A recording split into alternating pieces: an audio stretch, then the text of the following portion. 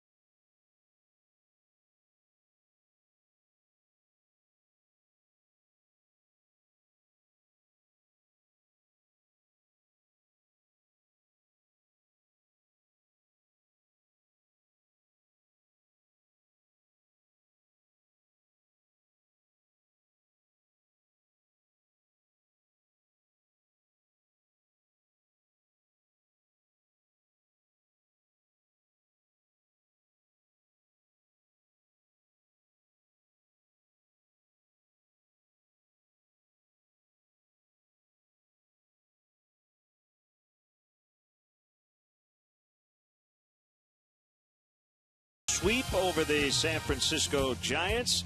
This young club looking like it's starting to gel. And let's hear from manager Joe Madden. But there's been a lot of consistency within this group also. A lot of the same guys out there for the most part.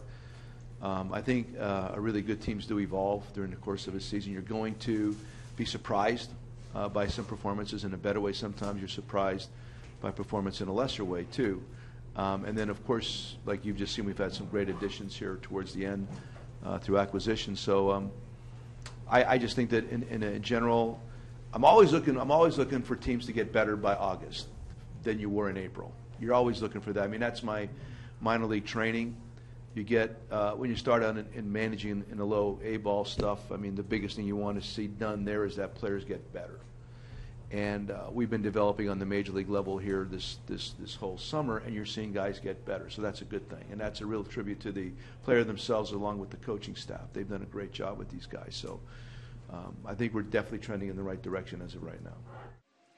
Cubs in an interesting stretch here schedule-wise. They will spend a total of 19 consecutive days in Chicago with a couple of off days as well, and the only road games during this stretch will be on the south side next weekend. And starting Tuesday night against the Brewers, 13 in a row against teams with sub-500 records. Cubs have won 9 of their last 10 as they get set to take on the San Francisco Giants. We're moments away from Cubs baseball here on Comcast Sportsnet.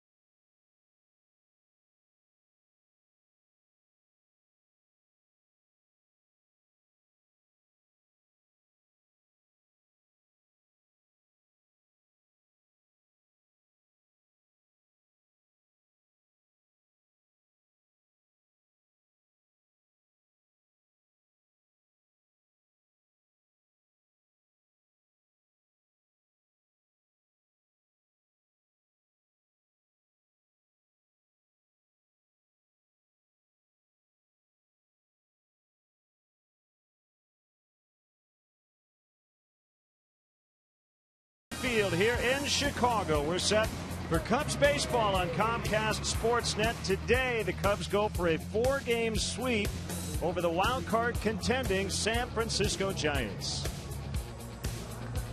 Great to have you with us. Hope your weekend is going well. We're having a lot of fun. Jim DeShays and Len Casper. The Cubs have rattled off 9 out of 10, and they have jumped past the Giants and into second in the wild card race. Yeah, Giants are not having a lot of fun. Came to town with a half-game lead over the Cubs for that second wild card spot, but 3 in a row by the Cubs has propelled them 2.5 games better than the Giants. And San Francisco has to deal with one of the best pitchers in baseball today. Jake Arrieta goes to the mound for the Cubs. Yeah, and as we get into the pitching matchup, a couple of veteran guys.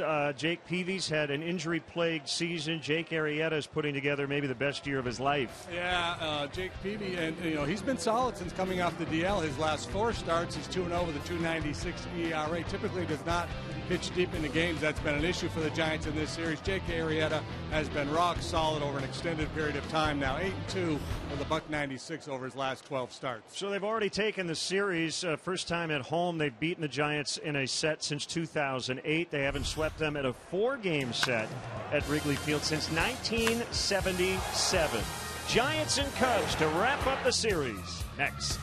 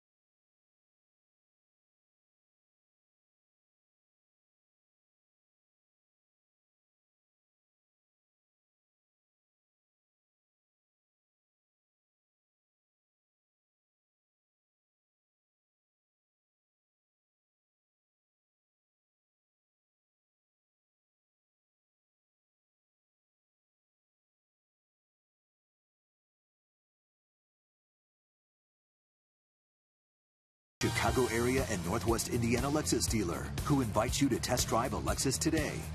Blue Cross and Blue Shield of Illinois. Through it all. AT&T Uverse. Find out what's possible with AT&T. Call 1-800-PIC-ATT. Mobilizing your world.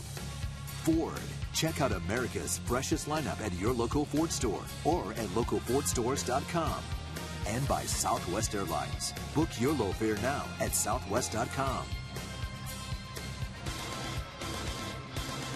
Welcome back. Overcast skies. We do have a threat of rain, but so far so good. And the fans got here early today. So the fans get here right when the gates open, and then when the game ends, they don't want to leave. Yeah, well, it's been a party atmosphere here. The Cubs playing great baseball. Jam-packed Wrigley Field. You're right. Nobody wants to leave. They're relishing in all this Cub winning. Like you have to kind of turn the lights out. Okay, folks, thanks for coming. Time to go home. And there are a lot of Giants fans in town this weekend, but as you mentioned, it hasn't been a whole lot of fun for them. Well, their favorite team is they're just trying to get out of here, salvaging 1. And this is the end of a long road trip for San Francisco. They're 3-6 on a road trip that will end today. So the Cubs take the field behind right-hander Jake Arrieta, already a career best, 12 victories, and the Giants Southwest starting 9 looks like this. Aoki in the leadoff spot, Gregor Blanco spelling Angel Pagan, Duffy, Posey, Hintz 3-4-5 as we've seen pretty much throughout the weekend. Brandon Belt, has homered twice in this series. Brandon Crawford's the shortstop. A-Ray Adrianza plays second, and Jake Peavy, the pitcher, will hit ninth. Cubs defensively, so far so good with Schwarber and left, Coughlin at second. They've handled every ball hit to them well. Schwarber joined by Fowler and Soler in the outfield. Coughlin joined by Anthony Rizzo on the right side of the infield. The left side features the youngsters Addison Russell and Chris Pratt. Miguel Montero back from the DL made the start yesterday, and he's behind home plate again today for our Lexus Pursuing Perfection starting pitcher, Mr. Jake Arrieta, and he works for the 23rd time. Glittering numbers at .250 ERA, good for 6th best in the National League, and you'll find his name all over the top 10 in just about every significant pitching category. It's Jim Reynolds behind the plate, 4-game set, so each umpire has worked each base. Gonzalez at first, Schreiber at second, and Culbreth at third. He's the crew chief. Win today would improve the Cubs to 31-24 at home. That is their record on the road. And they've gone 13-9 against the West, 4 over against the Central. They're 6 above 500 versus the East. 4th best record in the National League, tied for the 5th best record in Major League Baseball.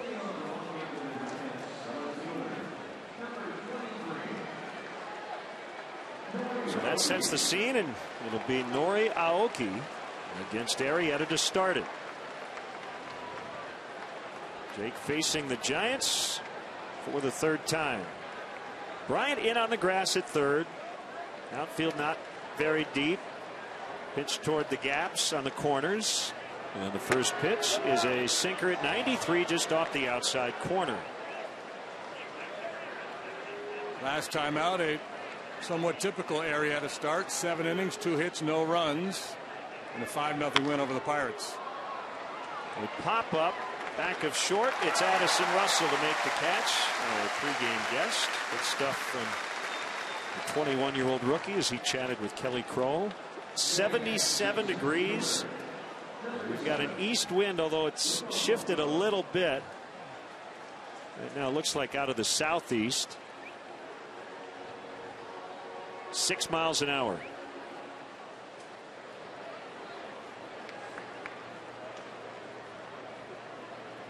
Gregor Blanco takes ball 1. 56th start for him. He's played all 3 outfield spots, and this is his only starting assignment of the weekend. 0 for 4 in the first 3 games. Aoki and Blanco at the top of the order. 2 guys with pretty good on base skills, setting it up for the middle of this Giant lineup. A very deep, dangerous lineup that the Cubs have held in check here for the most part this weekend. Giants made some noise yesterday, especially late, as the Cubs hung on, ultimately closed it out, 1-8-6. 1-2 the count. They're going in. That's where Montero wanted it. Let's set up this next pitch. 2-2. Duffy on deck.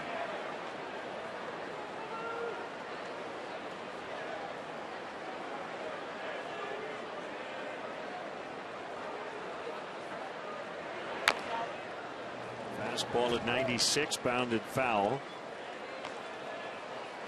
I mentioned Jake all over the leaderboard in the National League.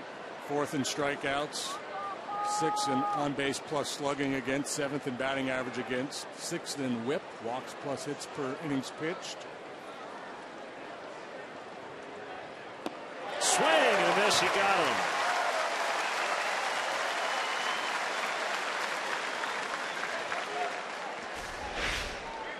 Like a box of chocolates, you never know what you're going to get from Arrieta, and they're all tasty. I mean, all of his offerings are plus. You know, changeup sometimes can be a little inconsistent for him, but cutter, curveball, heater, all plus pitches for Jake.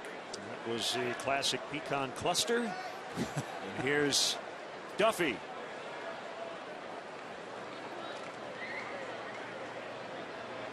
So Duffy yesterday went 0 for 5. That snapped a 9-game hitting streak. It was his 19th game of at least 5 at-bats this year, and the first time he has gone hitless in those games. Strike called, 1-1.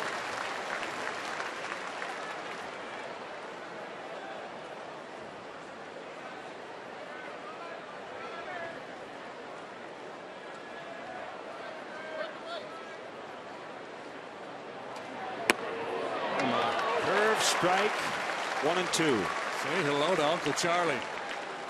Got Blanco with the hook. Snaps off a good one here to Duffy. Arrieta, 29 years old, 6'4", 225. 120th career start. That one out toward the alley in right center. And it's going to split Fowler and Soler. And that ball gets all the way to the wall. Duffy on his way to third. And it's a 2-out triple.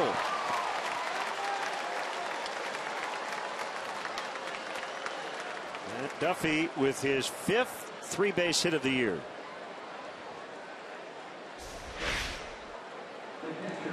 This has happened a couple times this year. Normally you don't see 3-base hits in the alleys in this ballpark because they are so short. But Fowler not able to flag it down. Soler got a little bit of a late break on it. Duffy ends up at third base. Not overly significant with 2 outs. Usually in this ballpark the triples come in the corners.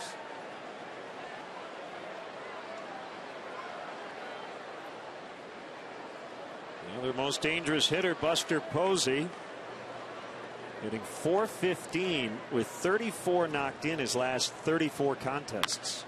And he hits a ground ball right to Russell, and this will get Arrieta out of the first inning on 13 pitches. The Cubs are coming up against 34-year-old righty Jake Peavy.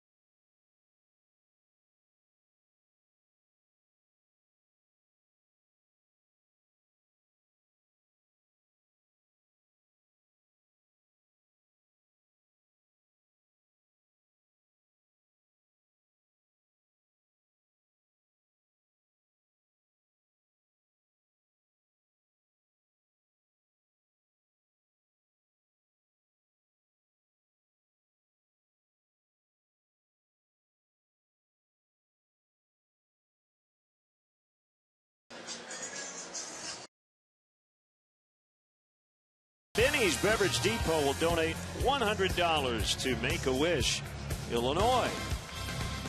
Cubs Southwest starting lineup, 377 walks, tied for the major league lead with the Dodgers. Fowler, Schwarber, Coghlan, 1, 2, 3. Rizzo, Bryant, Soler, 4 through 6. Montero, second game back for the DL. Arrieta and Russell. Jake Peavy ready to work.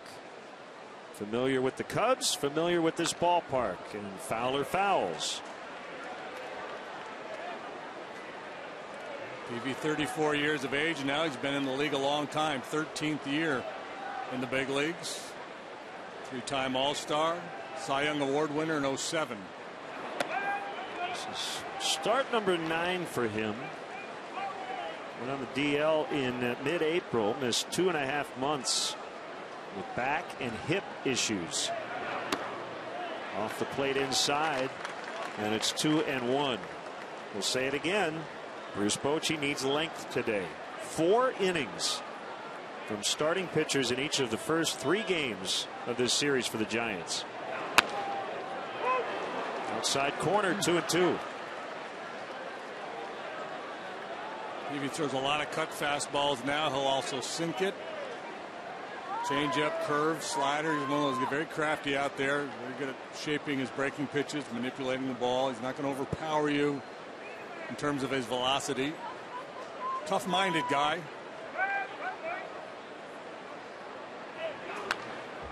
World Series ring each of the last 2 years with the Red Sox and the Giants. From Alabama. He's been doing this for a long time.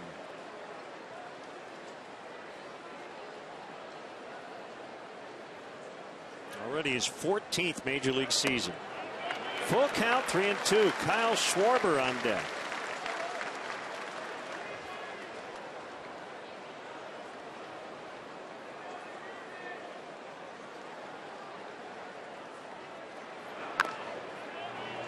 Cutter has bounced foul in and out of the Giants dugout. Peavy made a couple of starts in April. The Giants were going to put him on the DL, and he talked his way out of it and said, no, I'll be able to work through these back issues. That proved not to be the case. So they shut him down. 2-2 with a .263 in his last 6 games since returning.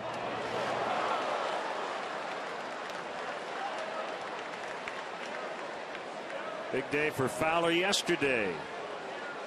Reaching base 3 more times.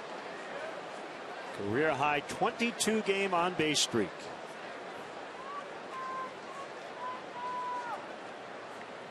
9th pitch for Peavy already. Still facing his first hitter. Regardless of the outcome of this at bat, it's been a very good at bat for Fowler. They're going to bite out of Peavy here, making him work awfully hard.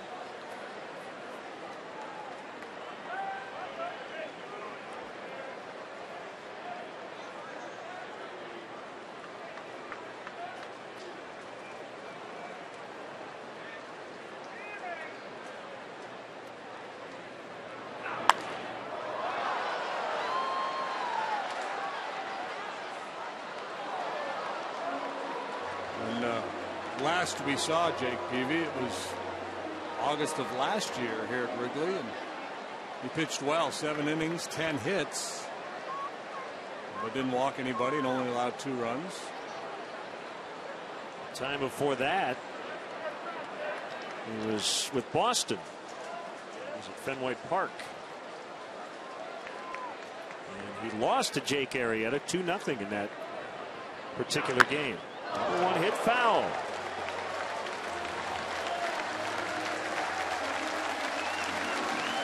He's recognizing his battle, yeah. The work done by Fowler.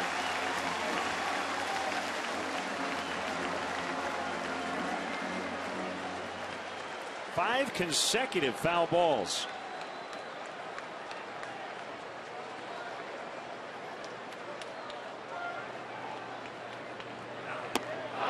Got him that time. Took him a dozen pitches though. Peavy didn't yield, hung in, and ultimately got Fowler. Defensively, the Giants head up this way this afternoon. Aoki out there in left, Blanco center, Hunter Pence is the right fielder. Crawford really sharp at short. He's joined by Matt Duffy on the left side of the infield. Adrianza Belt second first. Posey, boy, he's been good behind the plate. And Peavy, he's out there on the mound. Buster Posey has thrown out 46% of would-be base stealers this year. That's tops among frontline catchers. That's a lot of would-be. That's a lot of would-be. That's a lot of guys jogging back to the dugout saying, check the replay. I think I was in there. 1-0 on Kyle Schwarber. He's got some streaks. 6-game hit streak, 6-game run streak, 4-game RBI streak. every game with at least one rocket streak. Yep. After a blistering start to this month of August, 27 plate appearances, 14 reaches, including 10 hits. Now must see at bats. Kyle Schwarber's at the dish.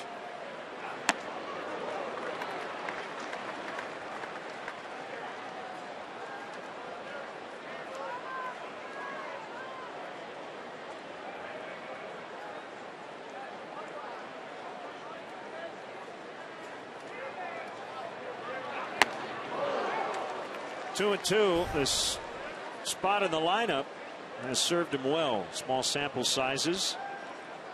And hitting second has suited him well.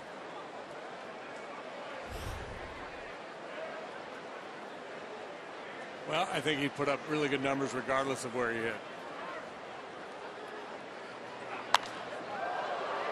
Clearly the Giants have decided they're going to pitch him up out of the zone.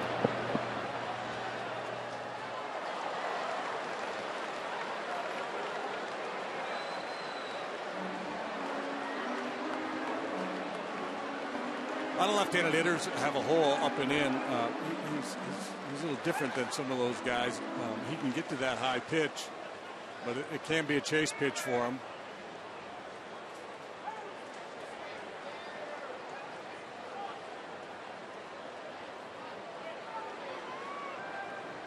Two balls, two strikes.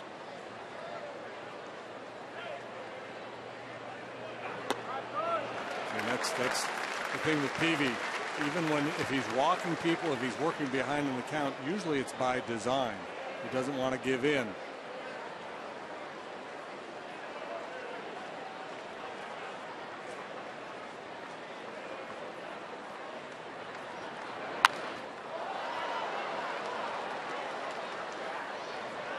This is not the sort of pace he was looking for sure.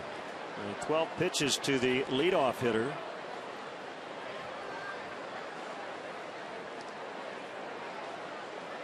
And now 7 already to Schwarber. Don't you ever get it looking down at that counter all pitching coaches use, clicking away with each pitch going, come on, man.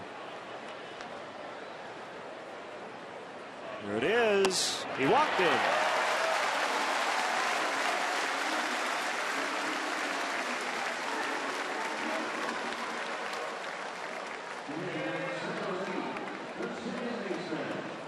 Comes Chris Coghlan playing second for the third straight day. Cubs will be off tomorrow. First official off day, although remember they did have the rain out Monday. Played 4 innings in Pittsburgh in over 2 weeks.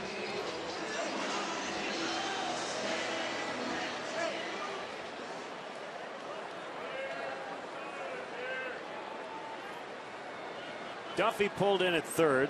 Toes right on the edge of the grass. Double play depth up the middle. Belt holds on Schwarber. He's got a pretty good lead at first.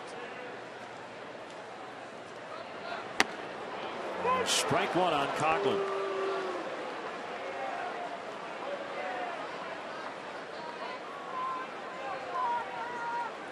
Eighth time he's batted third in the Cubs order. They're 7-0. And he's hitting this spot.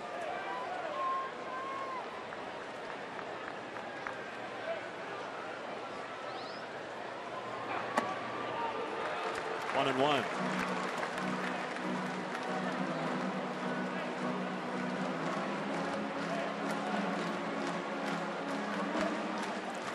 Easy sky today. Yeah, it is. Lights Turned are up on. a little bit though. 4 out of 10 Coghlan against Peavy in his career.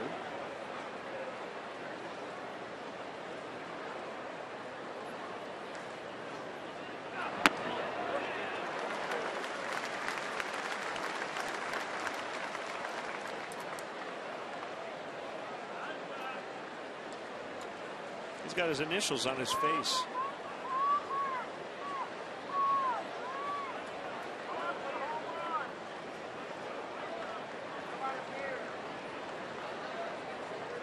He was destined to be a Cub.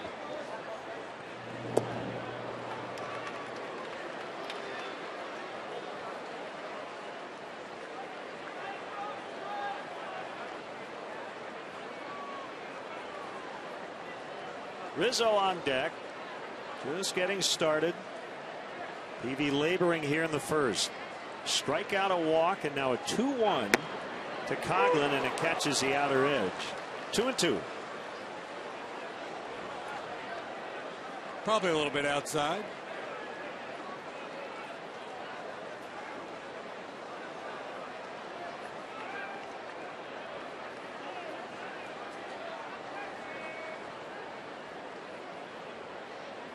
It's a shine from Posey. Here it is. Called strike 3 for out number 2.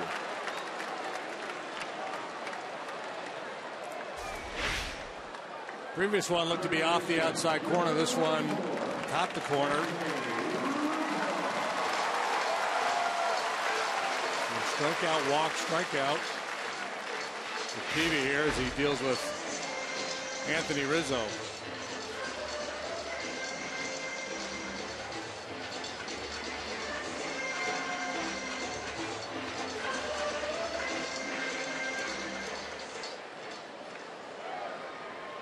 Day after his 26th birthday, Anthony Rizzo.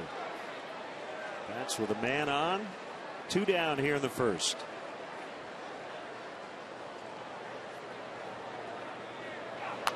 Fouled back. Hunter Pence plays a particularly deep right. And we've got Adrianza, the second baseman, way out in the grass in right in the pull shift.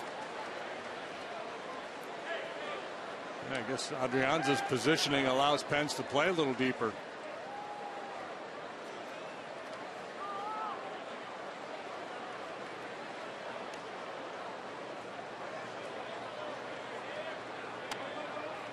Outside for a ball.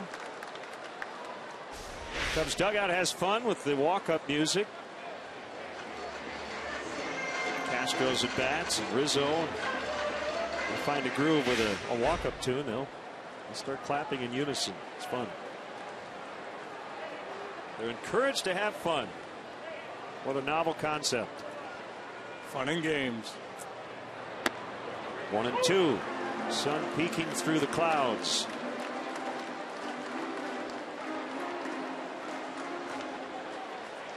Good day if you're a position player to have the flip downs, or at least have the sunglasses in your back pocket just in case.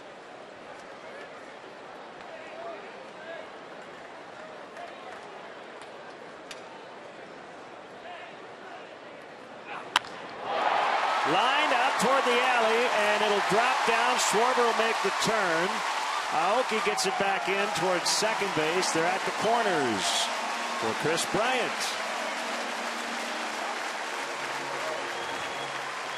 Cubs have had leads in the first 3 games of this series. Threatening to do it again here this afternoon. This ball up in the zone, belt high, maybe a little above the belt.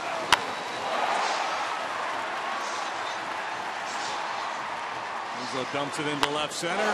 Schwarber scoots on over to third.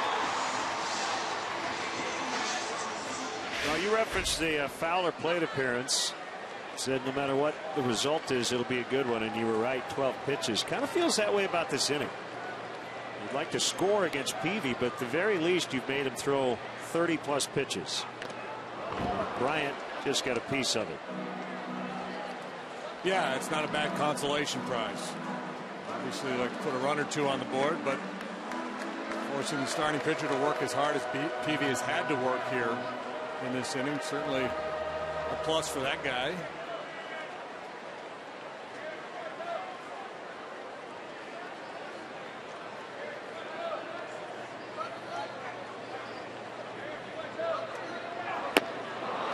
That's the thing, you know, Bruce Bochy wants to get length out of Peavy here today. You know, he's had all those back problems. He's pitched a lot of innings in his career, so you're always mindful of that, how hard you want to push a guy. Last time out, he threw a season-high 106 pitches in an 8-3 win over Atlanta. He was really good, allowed just 1 run in 6 innings. He's pitched exactly 6 innings in each of his last 3 starts.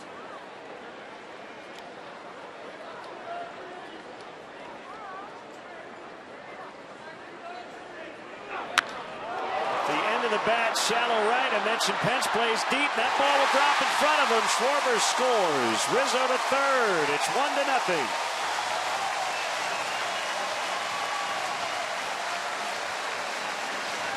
They don't have to settle for consolation prize. On the board, a thing of beauty off the end of the bat for Chris Bryant, who drove in 3 yesterday.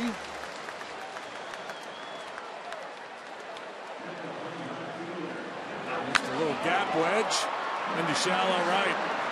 Tough read for the outfielder. A big guy like Bryant hits the ball with that trajectory. They're loving it in the Cubs dugout.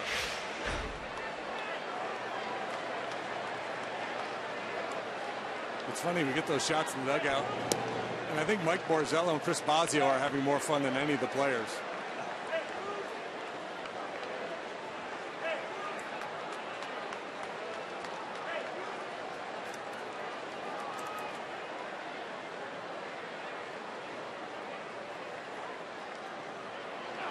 Jorge Soler with runners at first and third.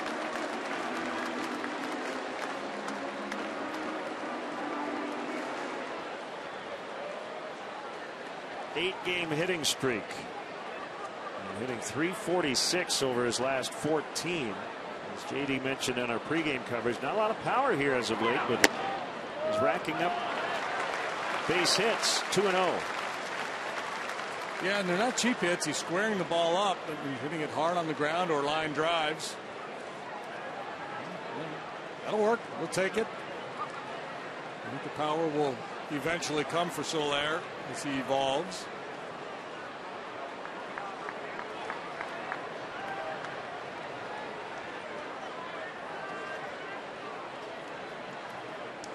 Two and 0 on him. Pitcher's strike. 2-1. Peavy getting aggravated with himself. He was notorious for screaming at himself on the mound, and this has been one of those innings for him. The Cubs just relentless. These deep counts. Swing and a miss. 2-2. That's the thing, and it's not like he's made a lot of mistakes. I mean, he's trying to keep the ball on the edges. He's got a game plan. He's working Schwarber up in the zone. Just couldn't finish Schwarber. Kyle worked the walk. That was a big key. I think the ball Rizzo hit, I think that was the pitch he was trying to make, and I think the same applies to the Bryant hit. Sometimes you make good pitches and get beat.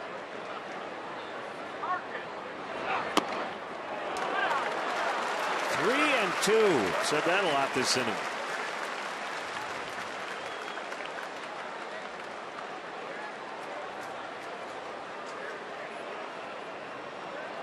Montero next.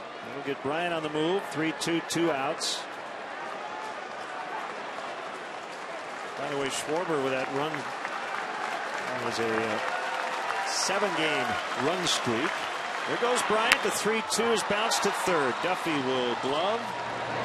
Fire to Belt to end the inning.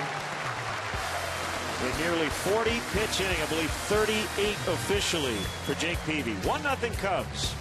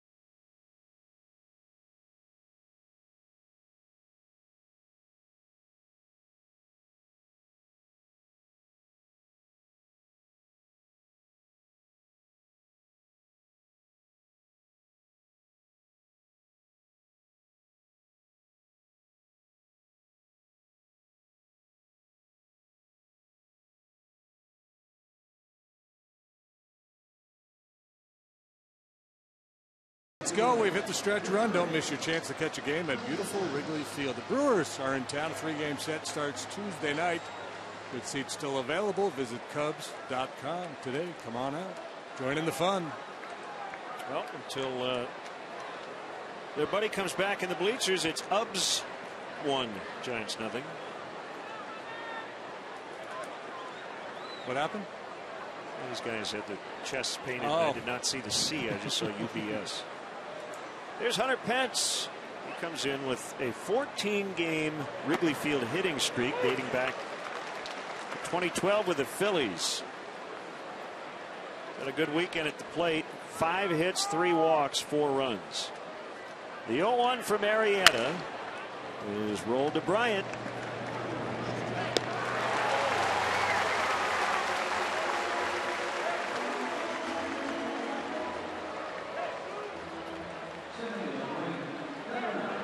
Brandon Belt has got 2 hits his last 21 at bats, but both hits have left the yard and both have come in this series. 15 on the year.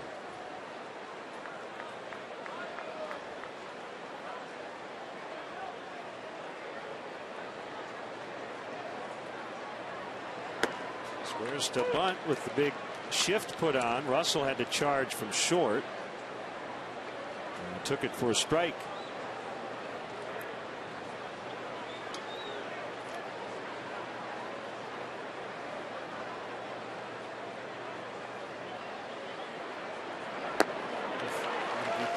Not a bad idea if you're a guy like Belton. They shift for you if you're facing a pitcher you haven't seen much of.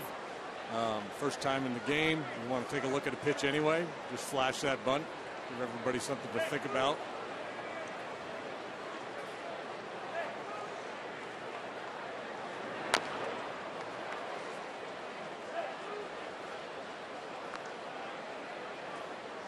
Strange to say because you don't often think about this part of the order, but is it safe to say the Giants have the best 5, 6, 7 trio in the National League, if not all of baseball? Yeah, without breaking it all down and looking at all the other clubs, it'd be a pretty safe bet.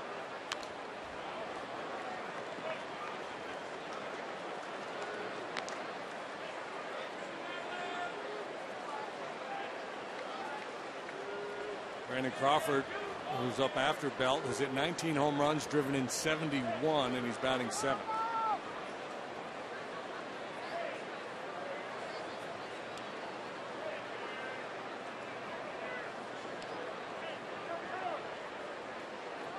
Montero wanted time, wanted to make sure he knows exactly what Jake wants to throw. Yeah, this is Belt's first plate appearance against Jake Arrieta in his career.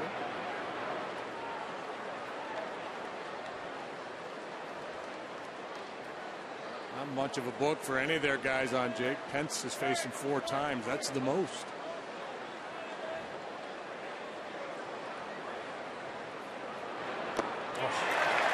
Bottom just fell right out of that curveball. Second strikeout for Arrieta. Yeah, sometimes it takes a pitcher a while to get the feel for the breaking pitch. The curveball usually more so than the slider because it is a bigger breaking pitch, but Arrieta's got very good feel for that offering. That usually means a tough day for the hitters. Left-handed hitters hitting just 185 against Jake coming into this one.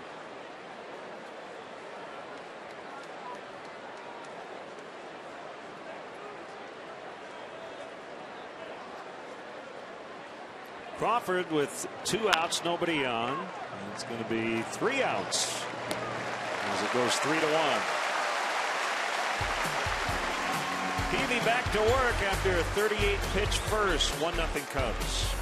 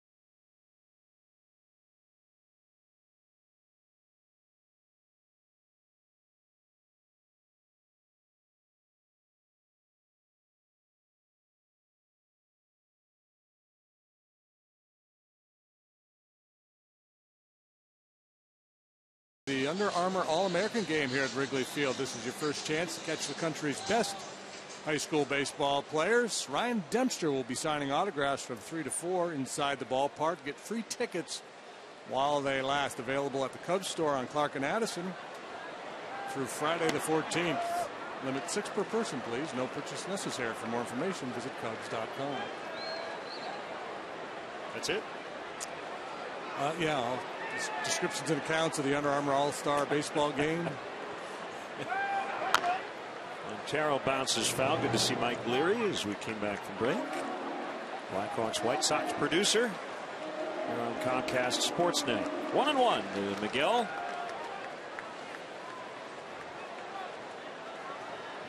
Just off the DL. Activated Friday. Got back in the lineup yesterday. High in the air. Right center. Blanco's got it.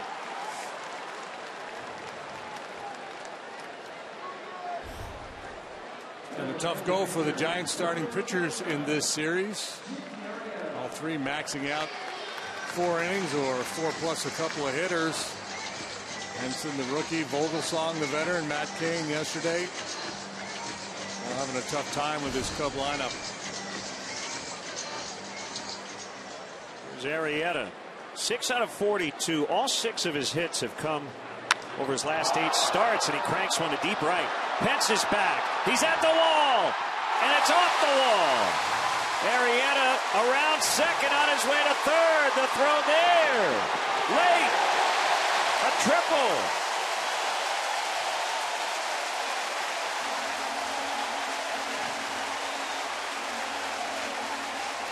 The pitcher triple, much more unlikely than the pitcher home run, and this time he goes the opposite way. And the wind's not helping in that direction either. Otherwise, this flies out of the ballpark. Looked like Pence maybe had it measured. I guarantee you, as he approached second base, Joe Madden saying, no, don't go, just settle in. And it looked like he was inclined to as he went down the first base line, but he saw the opportunity to push it, and off he went. Second career triple for Jake. He's now 7 for his last 21 with a home run and this triple. Infield about halfway in. And a strike on Addison Russell. Yeah, so Arrieta, he went 0 for 27 in his first 12 starts and now has 7 hits his last 9. Playing possum. Just setting him up for the second half push.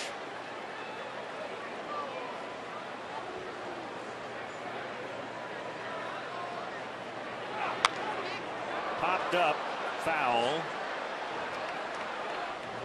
No play.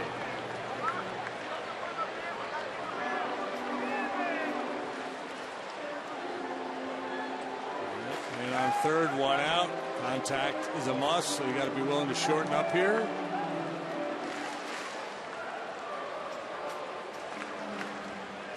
A lesson that is preached constantly. Seemingly adhered to rarely. So many big league hitters.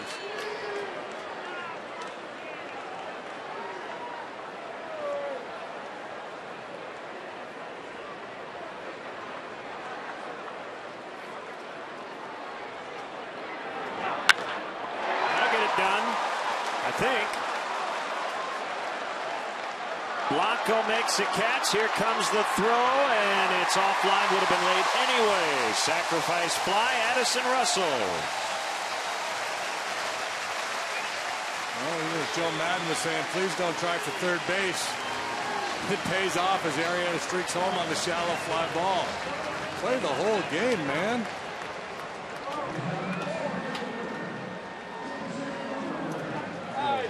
Fly ball turns into an RBI for Russell because of the ability of Arrieta to get to third base. So 2 innings, 2 runs, and the second's not over yet.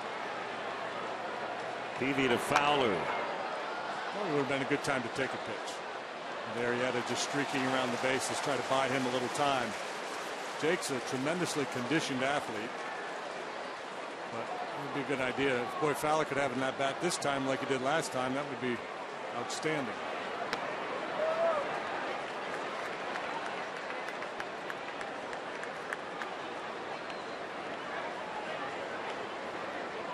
Not to mention a 10 on the slide for Arrieta at home plate.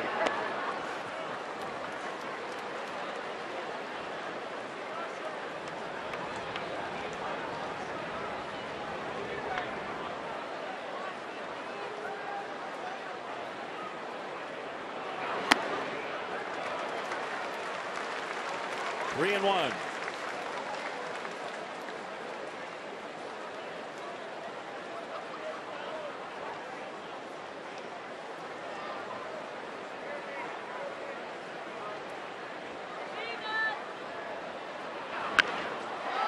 Pulled to right. Foul. No argument for Brandon Hyde. Had a pretty good look at it. Call made by Manny Gonzalez. Oh, so close. Extra bases for Fowler. Last time, great at bat. So Xfinity high speed action. Just fouling off one pitch after another, really making Peavy work. And what ultimately became a 38 pitch first inning. Aptly named.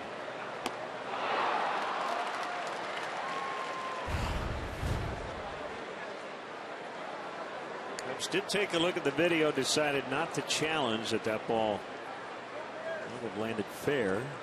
It's called foul. So the 3-2. You know, if I were the audio guy here, stadium ops guy, or whoever's in charge of the audio, when there's a ball like that that goes against the Cubs, I'd have that clip of John McEnroe throwing at the linesman. That ball was clearly on the line. I don't know if you have to pay McEnroe a royalty for that. High fly, right field. Pence circling, now coming in. Wynn pushing it back toward home plate. And the inning is over, but the Cubs get another run. Arrieta's triple, sac fly. Russell 2-0.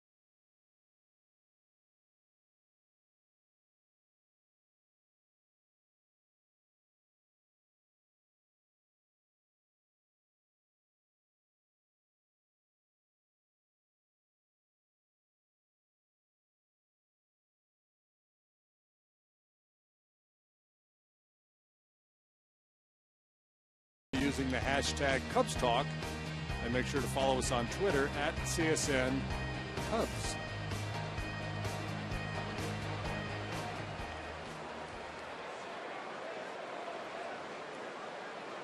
Adrianza, Peavy, and Aoki. Bunted, and that'll be an infield hit. Perfectly placed. Got it past the pitcher, past Bryant. Russell was back.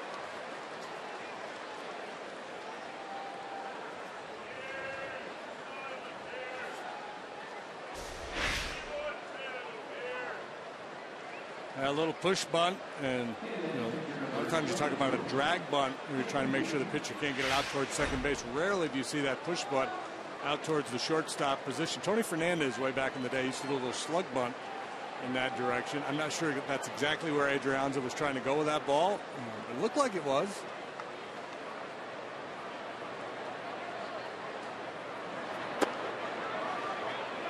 Maybe now in a bunting spot. Well, it looked like Corey Kluber had a no-hitter into the 7th, broken up by Joe Mauer. Indians lead the Twins 8-0 in the 7th. There's 2-out single by Joe Mauer.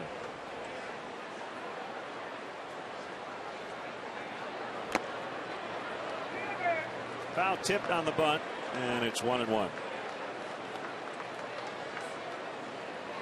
Peavy's always been a good handler of the bat. Help his cause.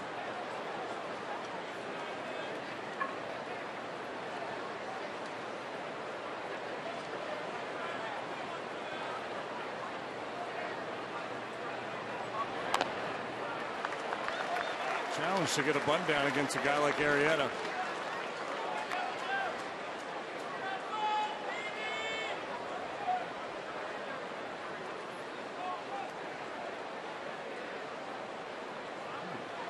I think he'd try to snap off a curveball here.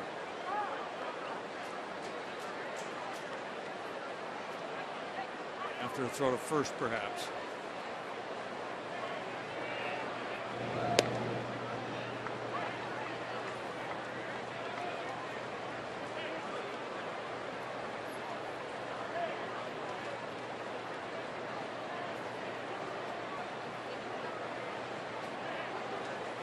Peter.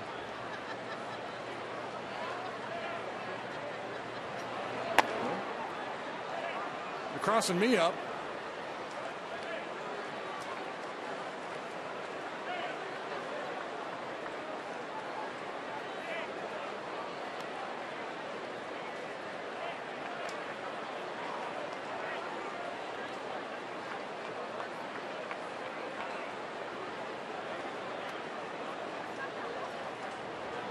Swings away right to Bryant. Got to wait though, and they do get the out at second as Coghlan got there right at the last possible moment. So they do force Adrianza. Fielder's choice for Peavy. Yeah, they got their guy, but I think the play is the first base here. That's a high risk play with Chris having to travel that far to get to the bag. And he pulled it off. And Chris is cheating towards first to cover first on a bunt play. So I think that's the wrong play and a really good play at the same time, if that makes any sense. Sure. Could be both. Aoki takes a strike. 3 out of 10 in the set with a home run. Hitting .370 on the road, just .236 at home. Not a lot of swings and misses with Aoki, one of the toughest guys in the league to strike out. Oh, that hit him in the helmet, and I hope he's all right. Oh, man.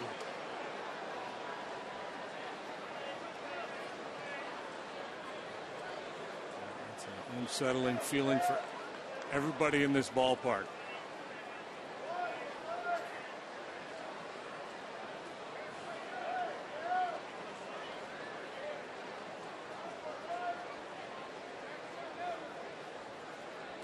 It was 92 miles an hour. Probably was a slider.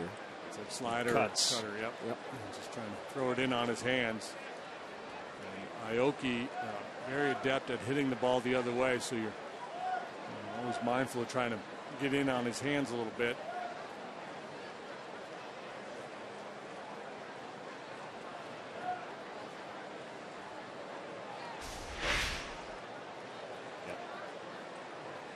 Getting on top of it where it would have depth, it just sails up and in. And Aoki, he's not yielding. He's got that big leg kick. He's leaning out, looking to cover the outside part of the plate.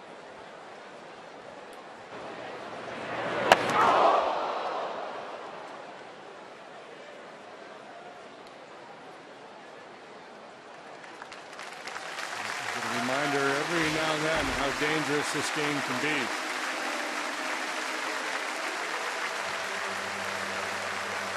A good hand for Aoki. Great to see him walk off under his own power. He will come out of the game.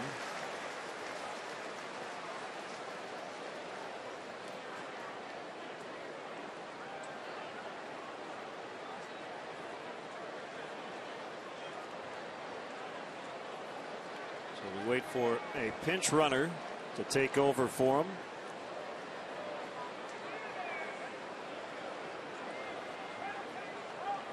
Looks like Angel Pagan is getting ready.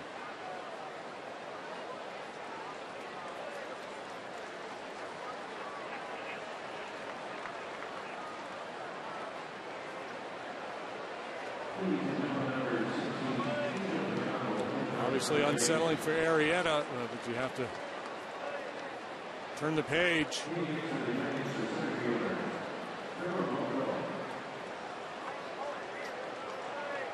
Blanco will bat. Pagan will probably take over in center, and Blanco will move to left.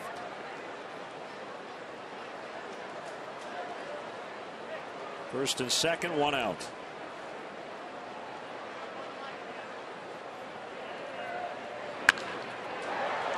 Fowler makes the grab, so Blanco lines out, 2 away. It's at least the third one-pitch out recorded by Arrieta here this afternoon. So while Peavy has really labored, the Giant hitters have done Arrieta a little bit of a favor by attacking early. But you can understand it, because if you fall behind Arrieta, your chances are pretty slim. Boy, he's really good at putting guys away when he gets to jump. It's kind of a Zootzfang, really, for the Giant hitters. It is. You're right. Got that in there 2 straight days. It's a 2-day Zootzfang streak. 1-0 on Duffy.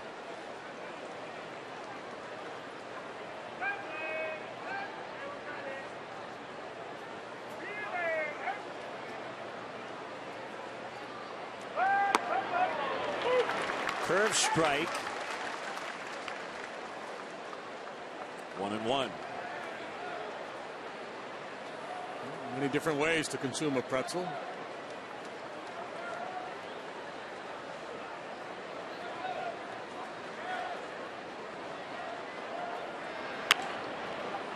Soft liner caught by Coughlin to end the inning. Giants strand a couple. We go to the bottom of the third. It's still 2-0 Cubs.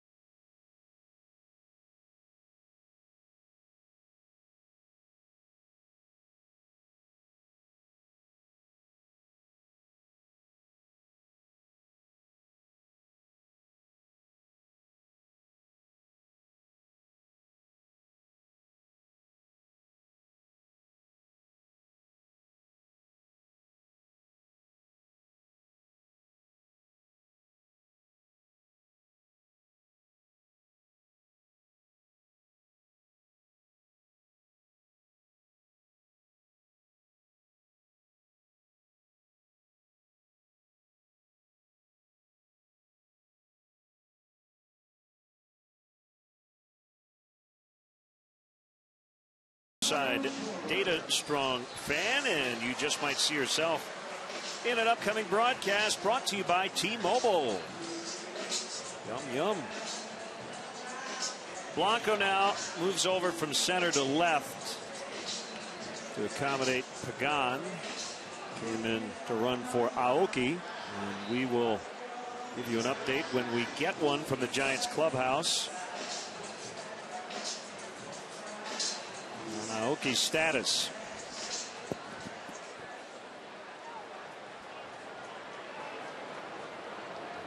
Schwarber, Coghlan, and Rizzo.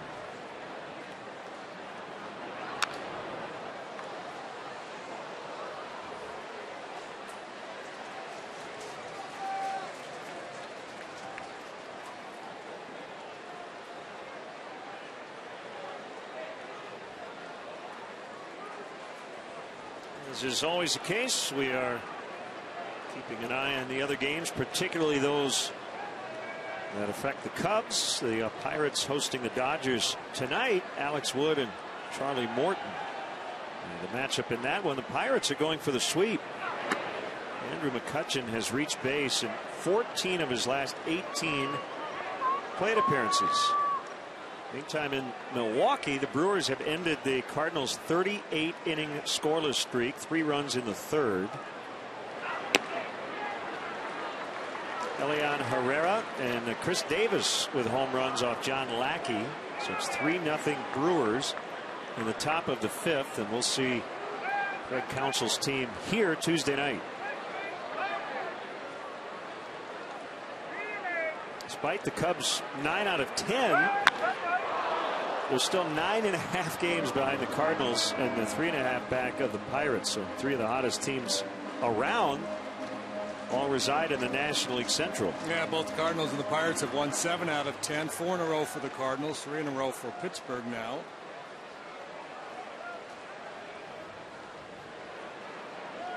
That's where that extra wild card comes in handy. Swing and a miss. He got him on strikes.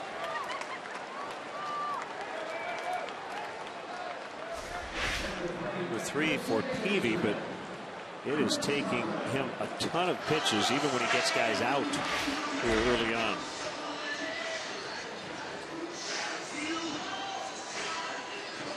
He is going to need a 7 or 8 pitch inning here along the way to get deep into this game. Yeah, and it's hard to find it in the Cub lineup because they have so many patient hitters.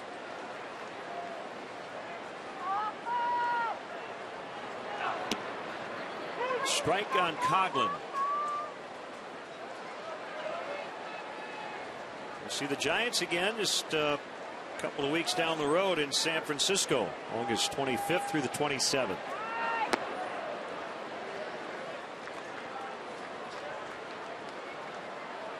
A lot of pitching coaches preach throw strikes on 2 of the first 3 pitches you throw.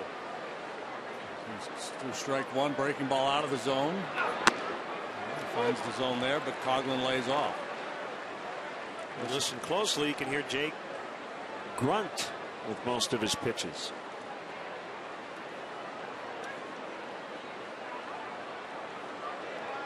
Yeah, you got to make sure if you're going to be a grunter, you got to grunt on all of them. You don't want to just grunt on the heater.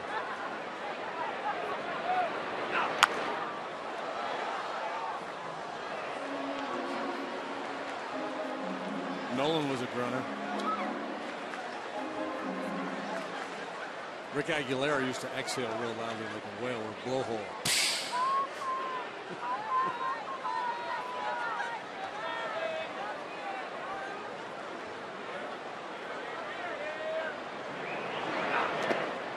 So you're looking at Posey's signs, trying to figure out what they are. When he gives the 2, it looks like that's the cutter.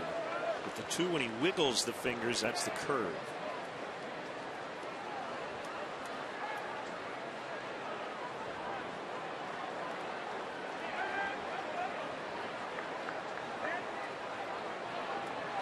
Should be a cutter. Cutter in.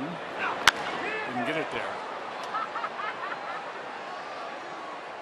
You know the guy's got a lot of pitches when the catcher has to do variations on the 2. And backed up a little bit. A cement mixer cutter.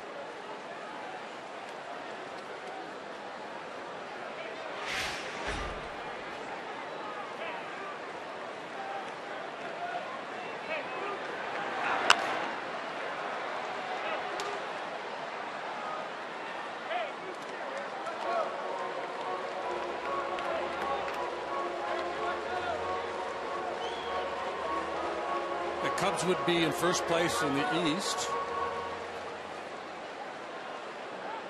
They would be just behind the Dodgers in the West. They'll be leading the American League West. They'll be tied for the American League East lead. Now, Yankees currently lead that division, but the Blue Jays are rolling. They've won 7 in a row. They've closed to within 2.5 of the Yankees. And they're leading again today, 2-0 in the bottom of the 7th. Jays over the Yanks.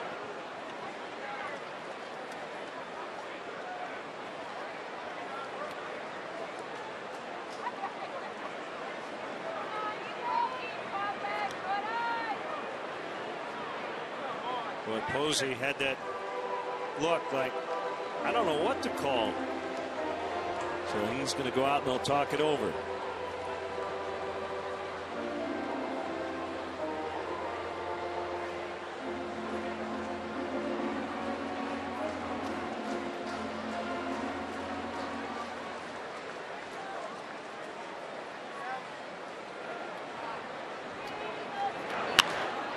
Curveball's popped in the left.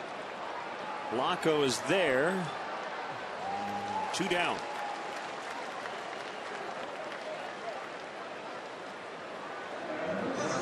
Rizzo, he singled in the first inning.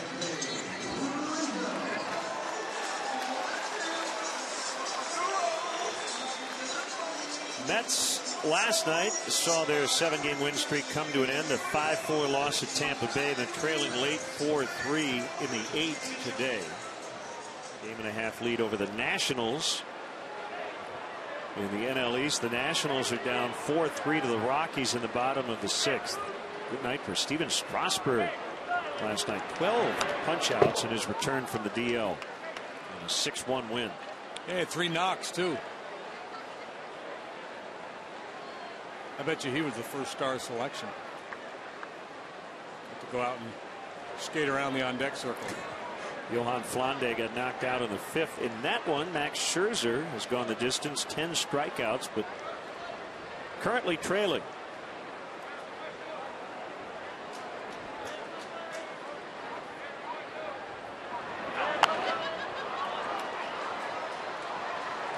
Two strikes on Rizzo.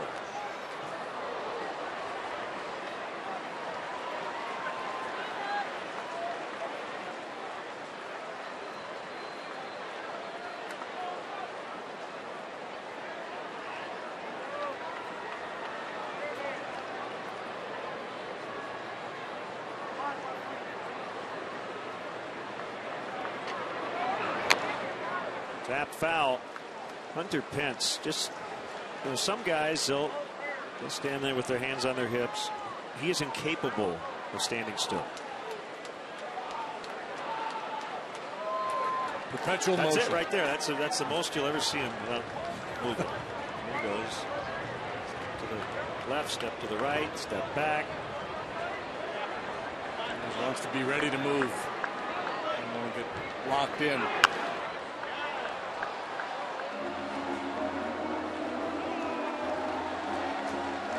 It's always good to have that step meter, right?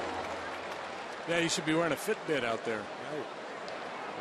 1, 2, 3, 4, 5, 6, 7. How'd you do today? Well, I went 0 for 4, but I got my steps in. Got my 10 miles in. I buzzed in the 4th inning.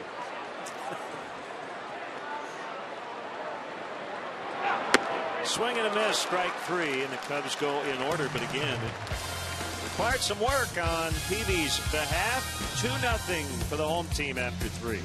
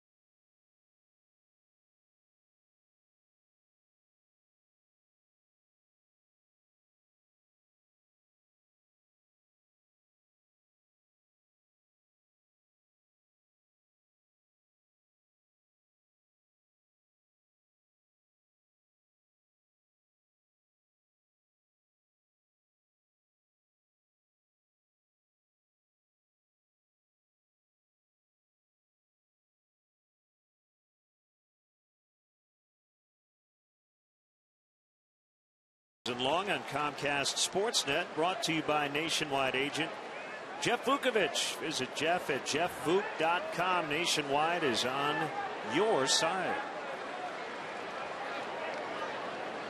Giants batting in the 4th inning. Ball 1 on Buster Posey. Pence and Belt to follow.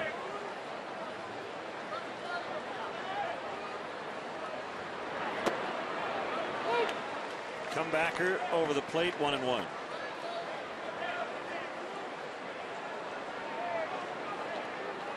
Two-seamer, sinker, swing back fastball, all different monikers.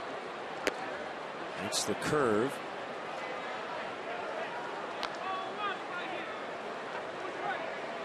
A lot of guys will call their two-seam fastball a sinker, but when you watch it, it doesn't really sink. It has a pretty good run, but it's not really a sinker.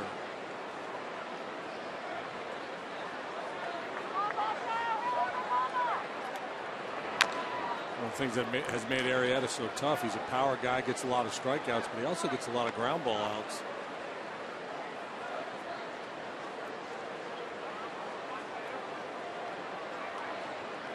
So whatever you need, he's got the pitches to make it happen. Man on base looking for 2. He can induce that ground ball, need a big punch out. He can get the swing and miss.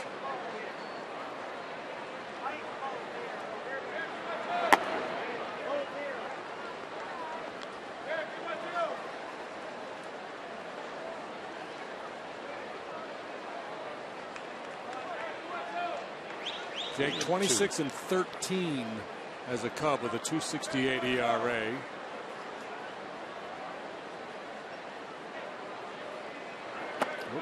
Ball 4. That's a leadoff walk. First one issued.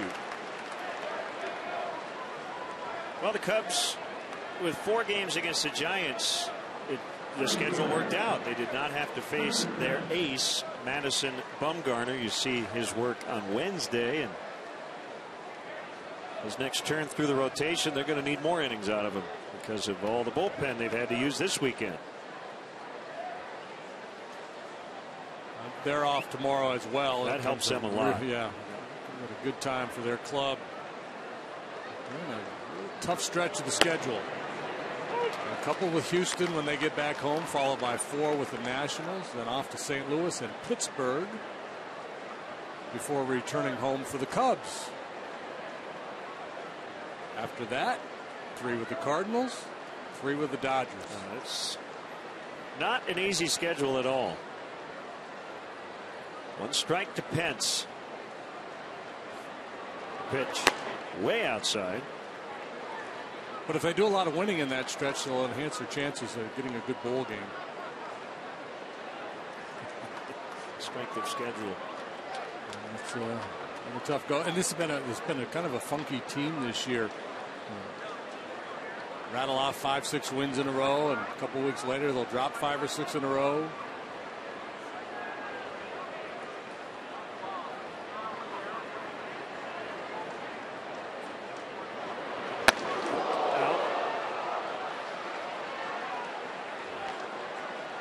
Pence looking at Arrieta as if, man, you already hit one guy in the head.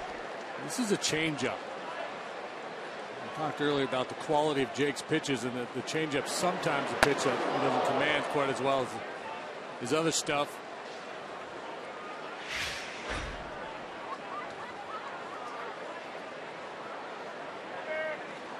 A little rollover on a slider might get the ground ball that Arrieta's looking for.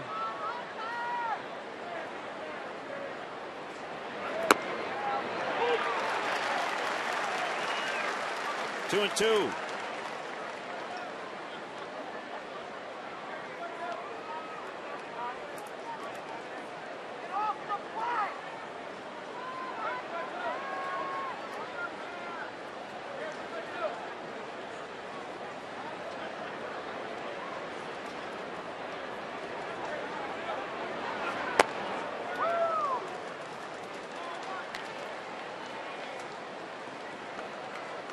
Three and two. So he walked Posey. He's gone full now on Pence. For the first time today, he can relate to Jake Peavy in terms of all these deep counts.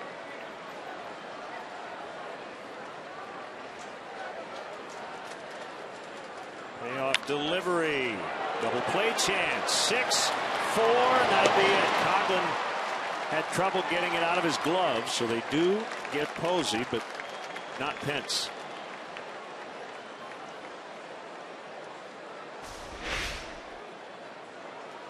So all eyes on Chris Coghlan here as he moves into the infield, and that's probably going to be the toughest part of it. The timing, and you're trying to be quick here, and he never gets a clean exchange into his throwing hand.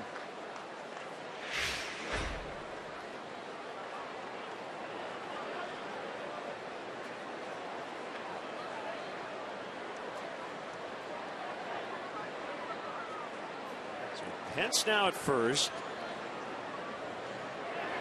And Belt looks at ball one. Arrieta working on a streak of 9 straight quality starts. He's got 18 quality starts in all, tied for second in the majors. At 4 starts where he's pitched at least 7 innings of shutout baseball. A 9-start run in which he is 6-1 with a 1.37 ERA. Going back to his shutout on June 21st up in Minnesota. And since that time, he's got the 2nd best ERA in the National League behind that Kershaw fella. 3rd best in Major League Baseball. Kazmir, now the Astros, a little bit better as well.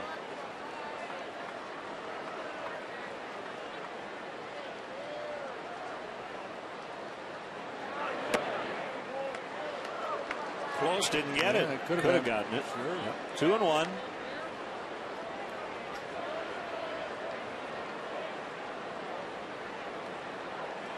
Sometimes that happens too when you're starting to run deeper counts, misfiring a little bit. Not that the umpires are punishing you, but I think they get out of that rhythm of calling strikes. You're throwing a lot of strikes, umpires start to anticipate strike.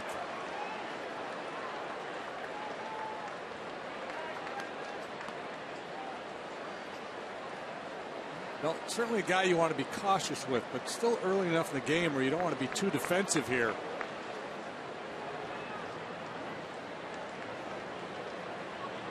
Three and 1. Pence runs. Swing and a miss. Throw there. Actually hits the runner, and Pence could have thought about going to third, as you had 3 of the infielders there right near second base. As it is 3 and 2 on Belt, and Pence picks up stolen base number 3 on the year. He almost got hit by a pitch, and he gets hit by this throw. Yeah, and there's some confusion on the infield there as to coverage at second base. Finally, Russell scrambled over there, but he got a late break.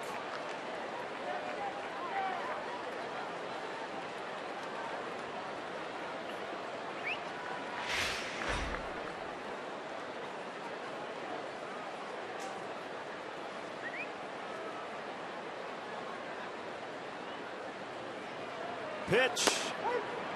He got him. Strike 3 call.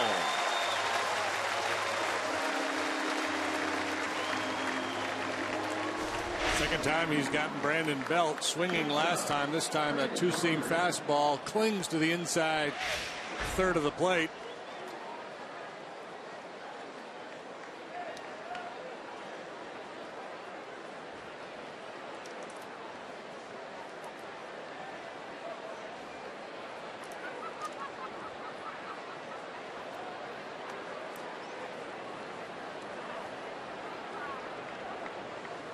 Crawford with 2 outs.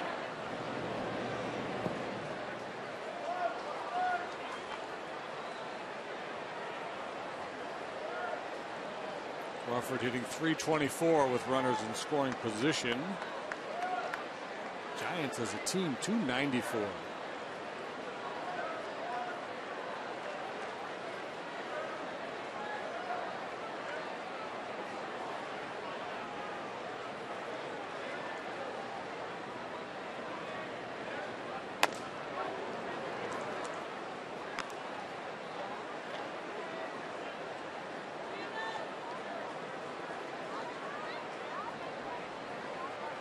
1-1.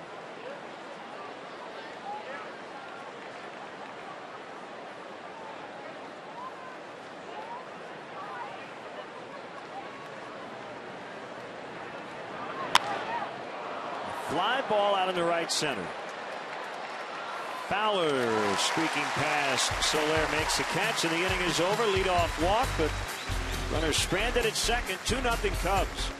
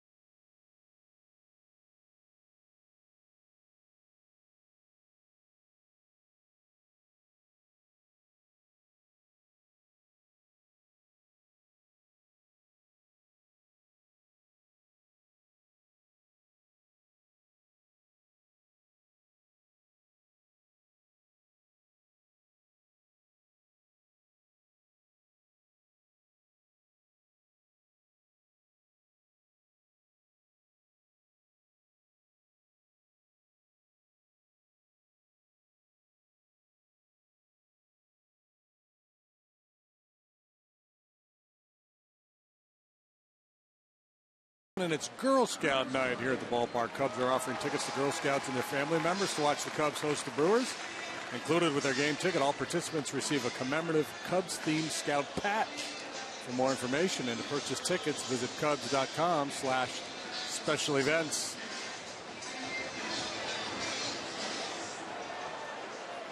Cubs going for a 4-game sweep. They have not completed one against the Giants in this ballpark since 1977. Chris Bryant wasn't even born then.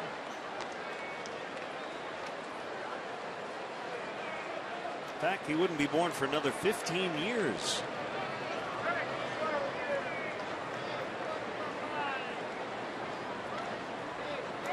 Peavy's 1-0. Yeah, you make a guy feel old when you start talking about how long ago 1977 was. That was a long time ago. You know what the #1 hit was on this date on Casey Kasem's Top 40 in 1975? 1975? I heard it on the way in today. Was it a Bee Gees song? You are correct, sir. Oh, I just assumed. Wow. Jive talking. Jive talking. Okay. I was not listening today. So misunderstood.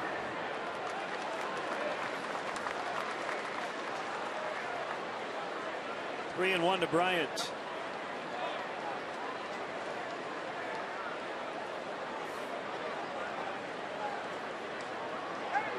Go ahead, big fella.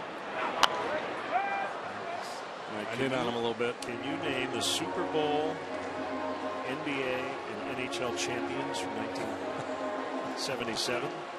1977. Yankees won the World Series that year. Beat the Dodgers.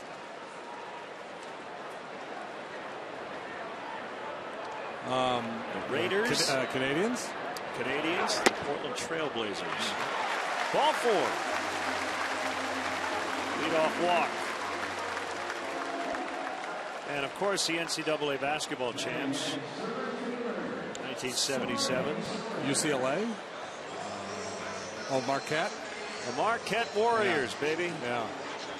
I should have gotten that with you, of course.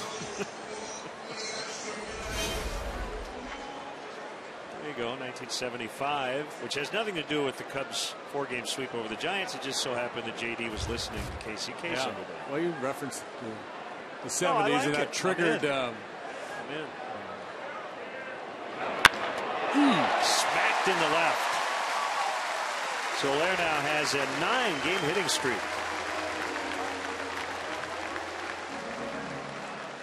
Kelly Crawl as Montero steps in. Take it away. Absolutely. Montero looking to keep this rolling, saying he feels a lot better, guys, since coming back from the thumb injury. But I talked to him a bit this morning about his locker mate in the clubhouse, Starlin Castro, and he said certainly a disappointing time for Starlin right now, but not that his work ethic has ever been questioned, but he's already seeing a change in his routine. More time in the weight room, more time in the cage, and he says this guy is going to be fine. God-gifted talent, and he's just got to get it right upstairs. So Miggy, always one of those in the ear of all the players in the clubhouse, and I know he's helping Starlin through this decision right now. Thank you, Kelly. Here is Montero, big spot, 2 on, nobody out, and the pitcher's on deck. So this is a key at bat in this inning. And ball 1 on Montero. We've been talking all weekend about the Giants lineup and the length of it, dangerous hitters throughout. And the Cubs lineup takes on a little different look with Montero back here, doesn't it? I mean, he's a guy in the 7 holes. And he's got legit power. He's a dangerous hitter.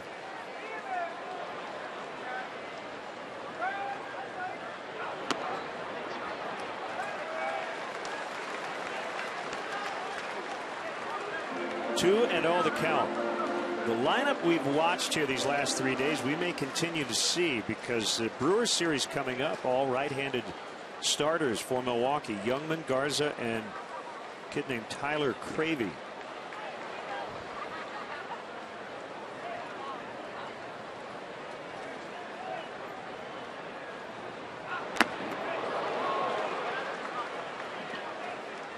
Two and one. Chase ball 3, but well, being aggressive, you have home run power on a 2-0 pitch.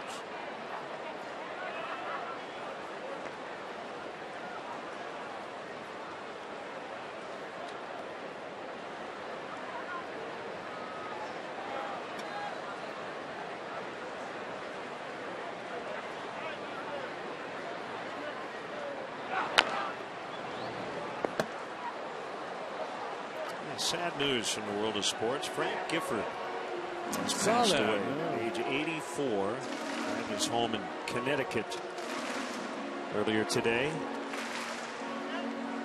Hall of Fame player, and very popular broadcaster on ABC's Monday Night Football.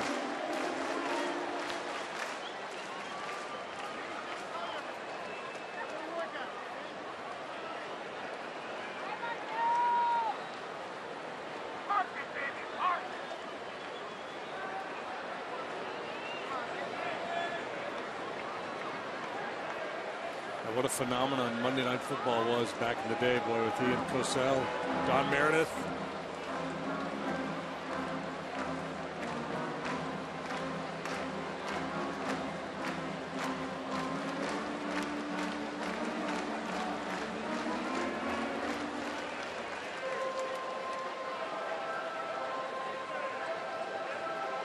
Big situation in this ball game. Posey and Peavy want to make sure they're on the same page.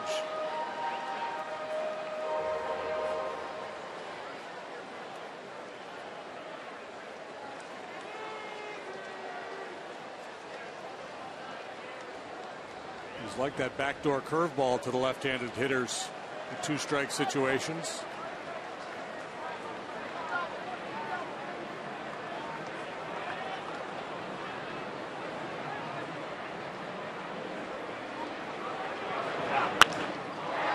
The middle, Crawford with the flip, Adrianza. Oh my goodness, they turned it. 6-4 to 3.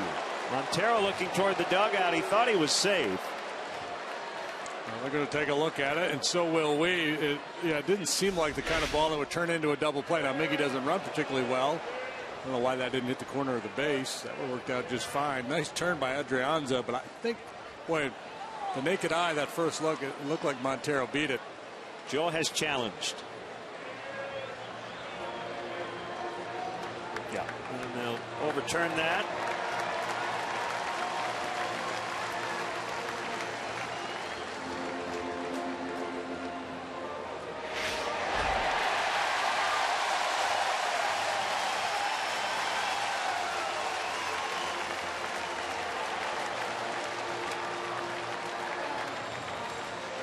So the Forsythe Technology replay review. The crowd getting a couple of looks. They know that it's going to be changed. They're trying to influence the umpires down there near the field level, but that doesn't really matter. Bruce Bochy heading out to the mound in the meantime.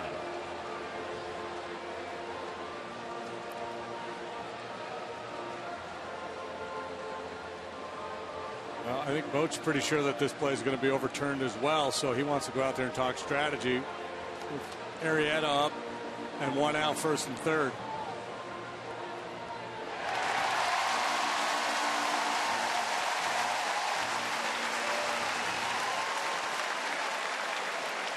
I think that's the first time I've seen a manager go to the mound during a replay review. It's actually a good idea if you feel like it's a good time, because you should have extra time. Don't have to worry about the umpire breaking up the meeting. Running you out of there, yeah.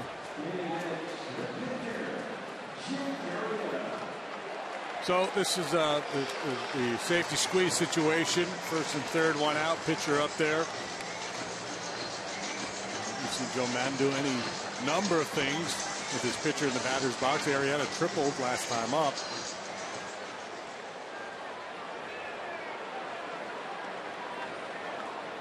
So Bryant at third and Montero at first with 1 out. PV very athletic. There's one option that Bochy discussed. Let's take a shot at the base runner. If nothing else, we'll try to tighten up his lead a little bit.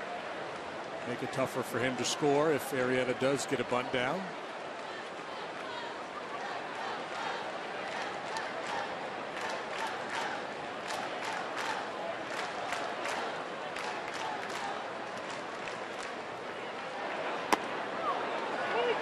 Strike call.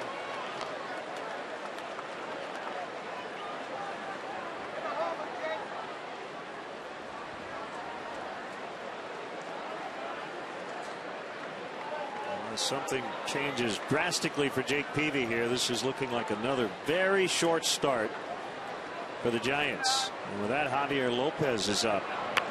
Bunted. Fair, foul. Stayed fair for about 15 feet. Kick foul, and Peavy made sure he got a glove on it. Well, had that hung onto the grass there, everybody would have been safe. In this situation, you're just trying to push a bunt out a little bit to the first base side. You're not trying to be too fine there, but that stayed on the grass. Bryant scores easily. Montero cruises into second, and Arrieta's probably got himself a knock. By the way, I've had people ask, was that an official mound visit? Because Bochy went out during the replay review. Yeah. My point was you get more time because they're waiting on the review.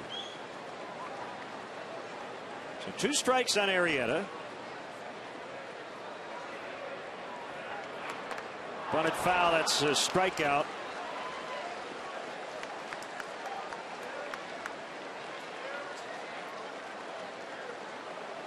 So 2 outs. It'll be up to Russell.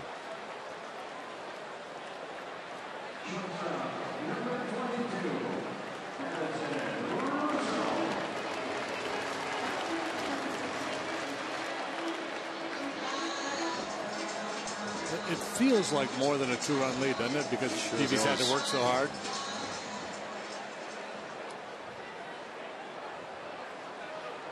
But, you know, I've watched him pitch a lot over the years. He has the ability to bulldog his way through a ball game. He's just trying to keep his team close. Russell in the air, center field. Pagan just in front of the warning track, and that will end the inning. So Peavy does find a way out of it with no damage. 2-0 Cubs.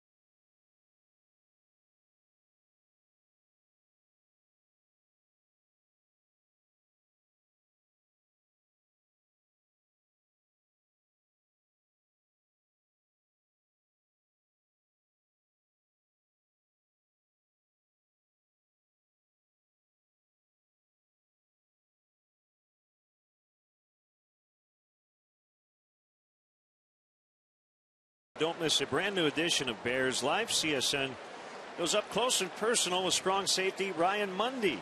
Here are his thoughts about his career, the upcoming season, as well as visiting Wrigley Field earlier this summer. Watch Bears Life with Ryan Mundy, presented by Xfinity. Later today after Cubs postgame live here on Comcast Sportsnet.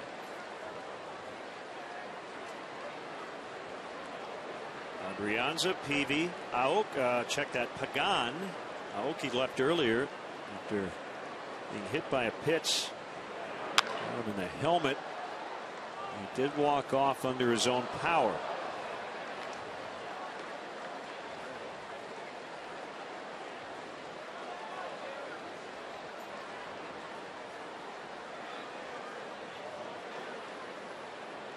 Mets lost 4-3 at Tampa Bay. Final. Nationals have tied the Rockies. They're 4-4 in the bottom of the 7th. So a chance for the Nats to get back within a half game of the lead in the East.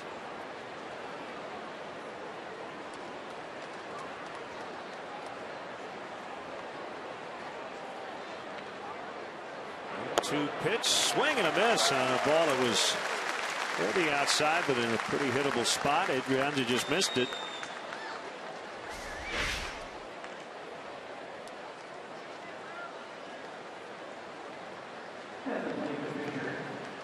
Late.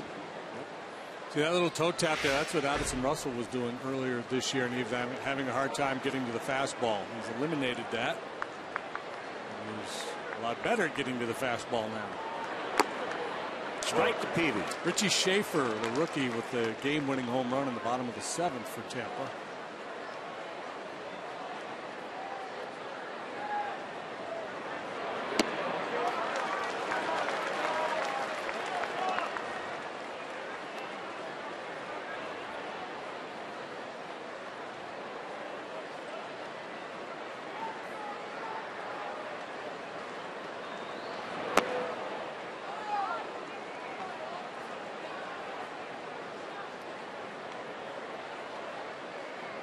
Peavy threw 4 innings, 87 pitches. You see Arrieta just over 60 looking here in the 5th.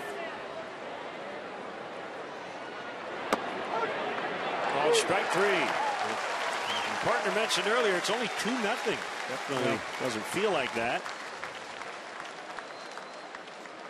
Here comes Pagan. He's going to get the day off, but had to come in due to the injury to Aoki.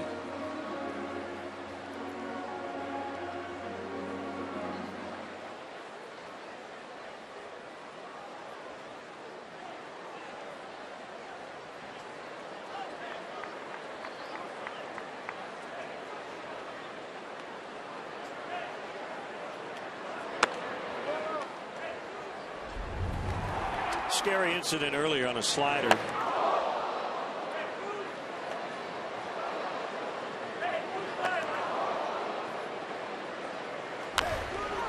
Unfortunately, he was able to leave under his own power. That ball is fouled to first.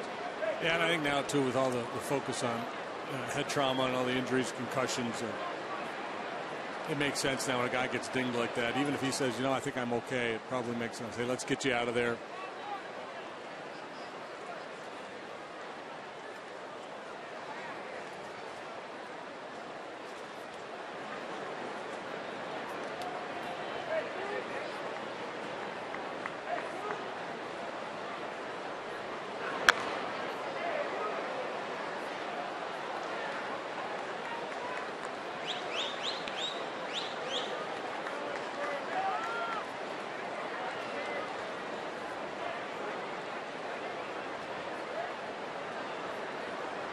Give a shout out to Marty Peavy. Got his 200th victory earlier this week as the Iowa Cubs manager. 6th on the franchise wins list. Joe Sparks, number 1, 355.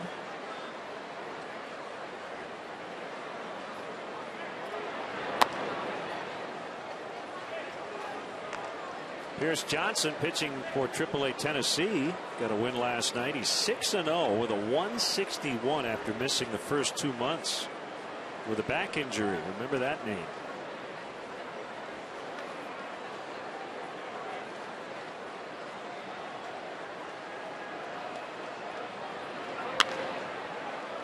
Yeah, most of the Cubs' top prospects, position players, but Johnson's a name you hear. And you see when all those various services rank the prospects.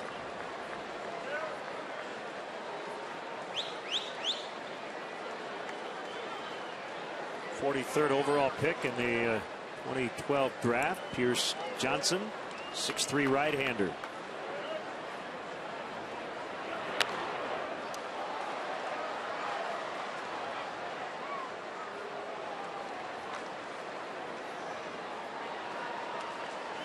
'13 had a 274 at 2 levels. Last year 254 at 2 levels. This year 161.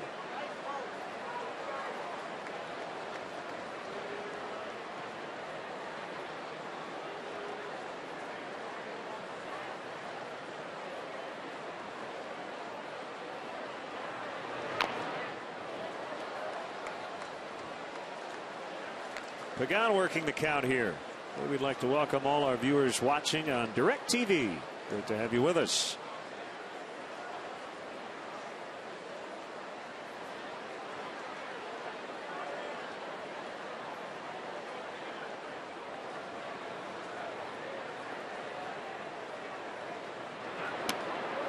Three and two. Bad misfire there.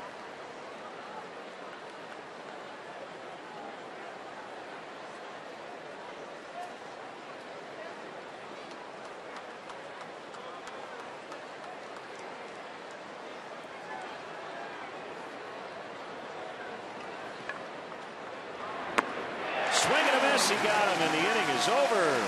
Cubs will bat in the 5th, leading 2-0.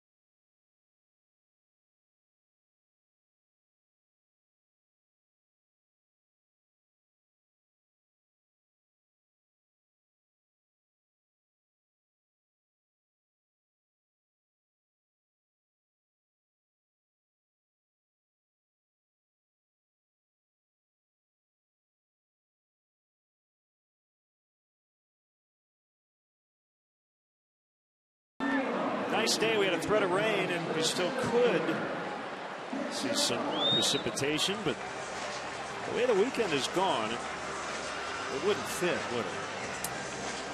Good point. It's gone so well here for the Cubs. The weather's going to hold on. Well, I keep saying AAA Tennessee and then AA at Iowa on the brain earlier. Talking about Pierce Johnson. So Peavy will try to do something no Giant starter has done in this series, and that is get an out in the 5th inning. bullpen to the seats. There is action in that pen. Yeah, and we talked earlier about how Bruce Bochy would like to get length out of Peavy here this afternoon, but more importantly, he'd like to get a win for his ball club after dropping 3 in a row. So he's got a lefty and a righty working just in case.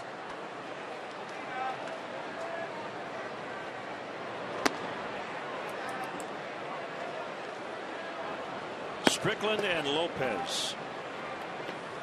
And the Cubs have gotten pretty good looks at their whole bullpen here this weekend. Going into this game, the Giants relief staff has worked as much as the starters. 24 innings, 12 innings for the starters, 12 for the bullpen.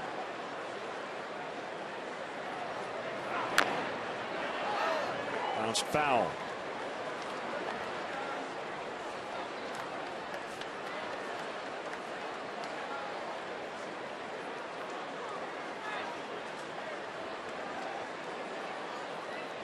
Last 5 ball games, the Cubs are averaging 6 runs per game, better than 10 hits per game.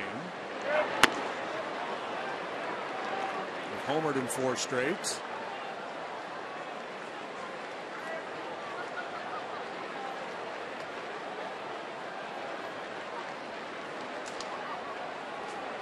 It comes at 2-2, and he does get an out here in the 5th. A strikeout of Fowler.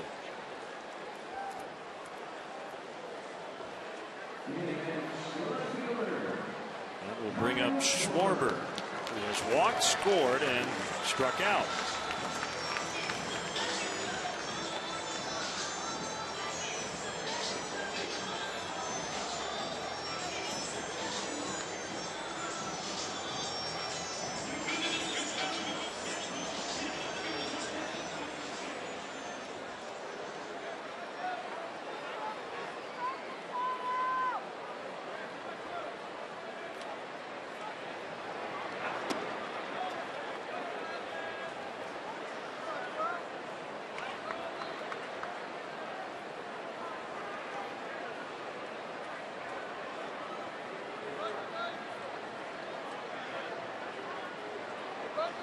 Up front, rolled it foul past first.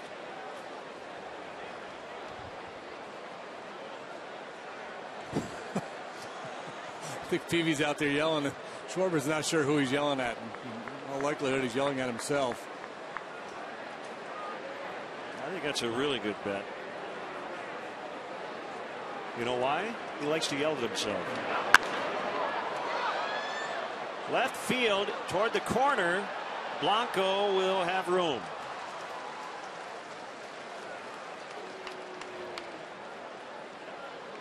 All right, let's get a look. Very animated out there. And why are you looking at me? He's yelling at Schwarber. He didn't like the way Schwarber was looking at him.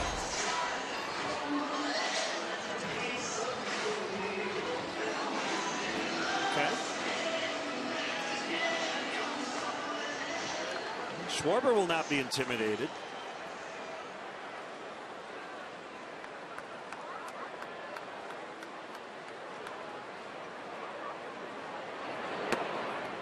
Strike on Coughlin.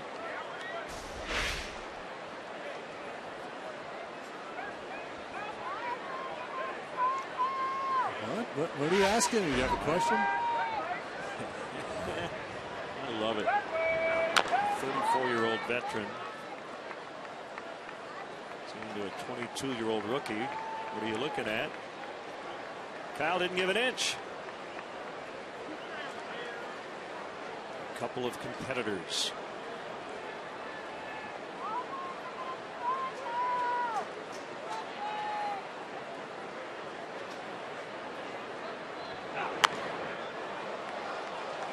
Some guys in the heat of battle, they just go somewhere different mentally.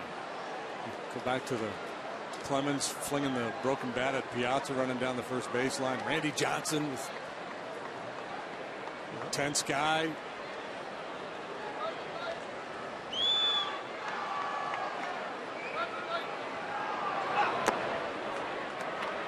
see some of that in John Lester.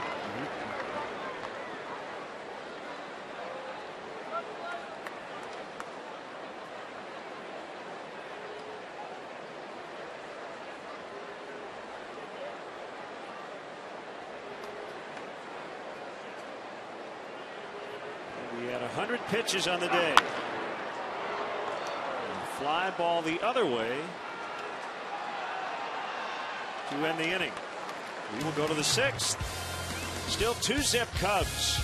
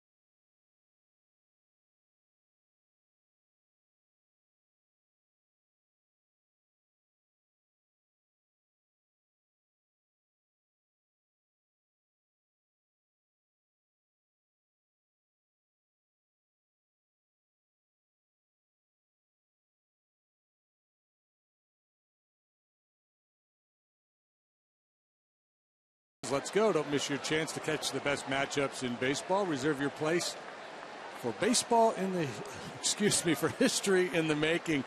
Join the season ticket holder waiting list. It's easy. It's free to register. Details, visit Cubs.com/waiting list. For baseball in the making.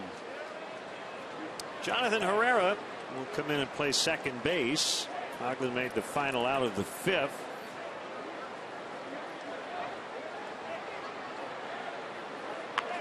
Bunted by Blanco. Arrieta flips to Rizzo for the out. A little exchange earlier between Peavy and Schwarber, and Jake Peavy went into the dugout and was still ranting. Aren't you giving him the word that his day is done? I'm all right. I'm good. I'm all right.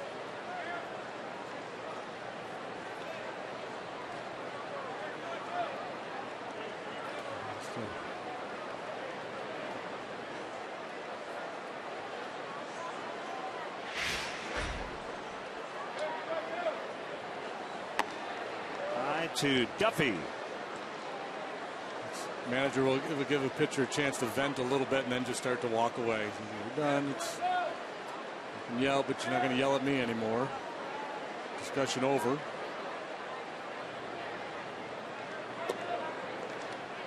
Pulled that fastball. This is when he came into the dugout. We don't know exactly what he's saying, but a good guess is the Schwarber stare down.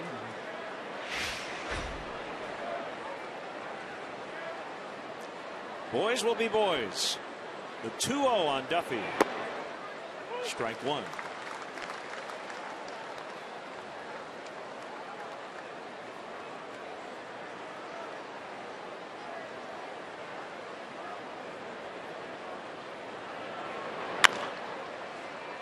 Bryant, lots of time. He got him. 2 outs. Yeah, pitchers, especially pitchers on the losing end of a decision, been known to yell and scream a little bit, try to get their guys, shake their guys up a little bit. And that may have been part of it too.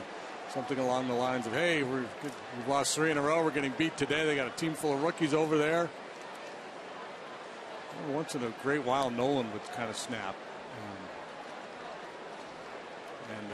It was kind of funny because nobody'd make eye contact with him. He'd come in after a tough inning, say, let's go, shake yourselves. Everybody just stares straight ahead. Driven deep the other way. Soler on the move. Gets Posey. And the inning is over. Bottom 6. Cubs 2. Giants nothing.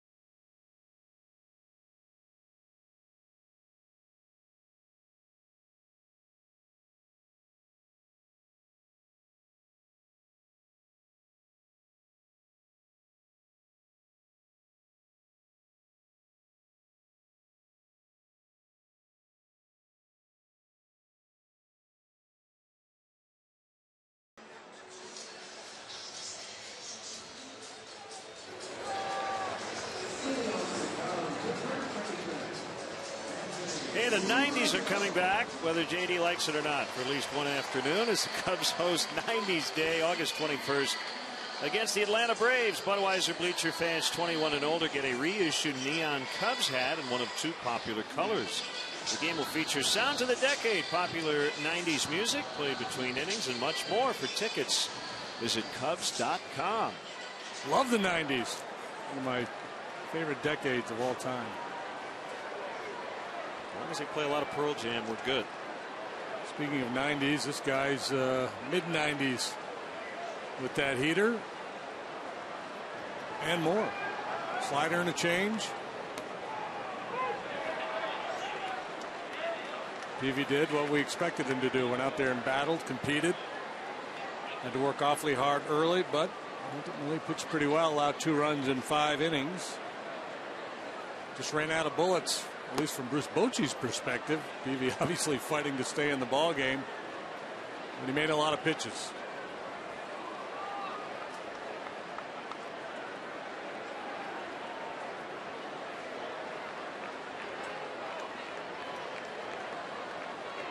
A lot of firepower in that giant lineup. It would be a good idea for the Cubs to add on here. Swing and a miss.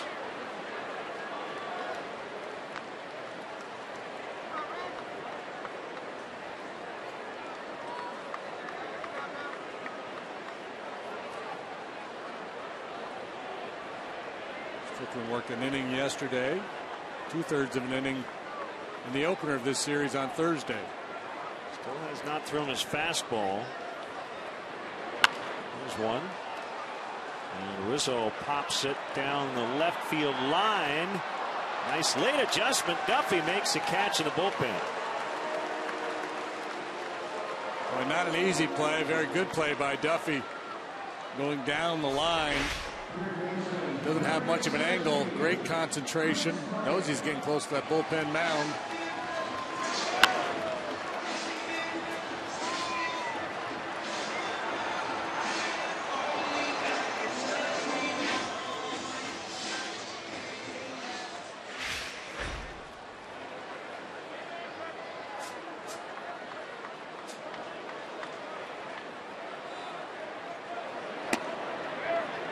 That's a strike. 96 to Bryant.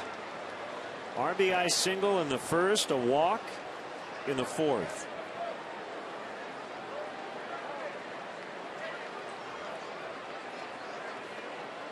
Chris has really struggled since the All-Star break, but better here of late.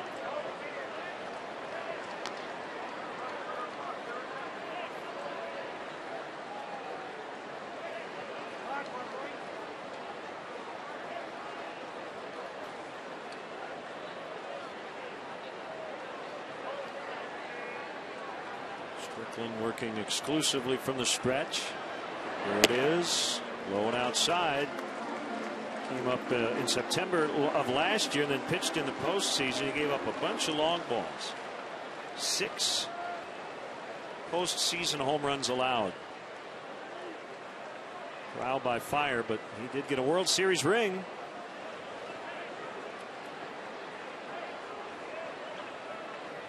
He had made 9 regular season appearances without allowing a run.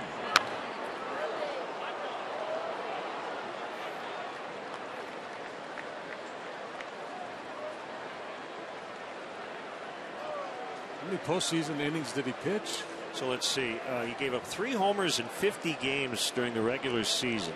Then allowed 6 homers in 8 appearances in the playoffs. So that covered 8 1/3 innings. 6 homers in 8 1/3. That's a lot. Yeah, you start getting fitted for the goat horns when that happens. Luckily for him, they ended up winning the World Series. Posey makes the catch near the on deck circle. 2 outs. It'd be traumatic for a young pitcher to give up that kind of damage in the bright lights of the postseason.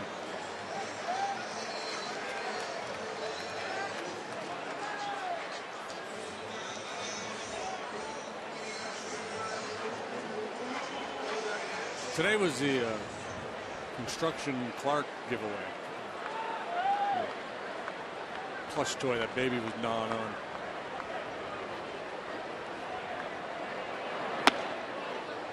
Got the orange construction vest.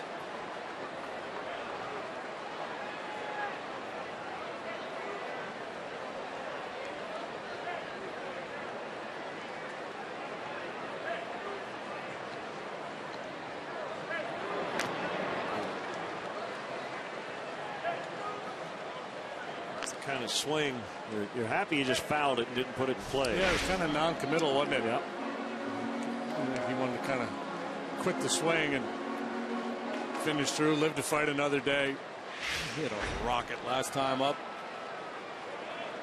Exit velocity was 197 miles per hour. Bested only by Herman Munster. His tryout with the Dodgers.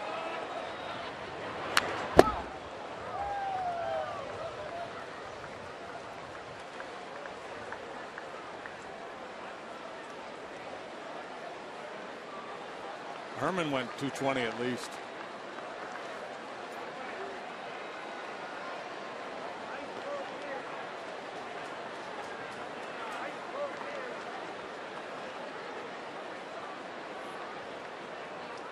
Leo DeRocher was in that episode, I wasn't believe he was. Yeah. Called strike 3, and that will end the inning. 7th inning around the corner. Chris Collins from Northwestern will join us when we come back. Love it. Fred Gwynn, no relation to Tony. Right.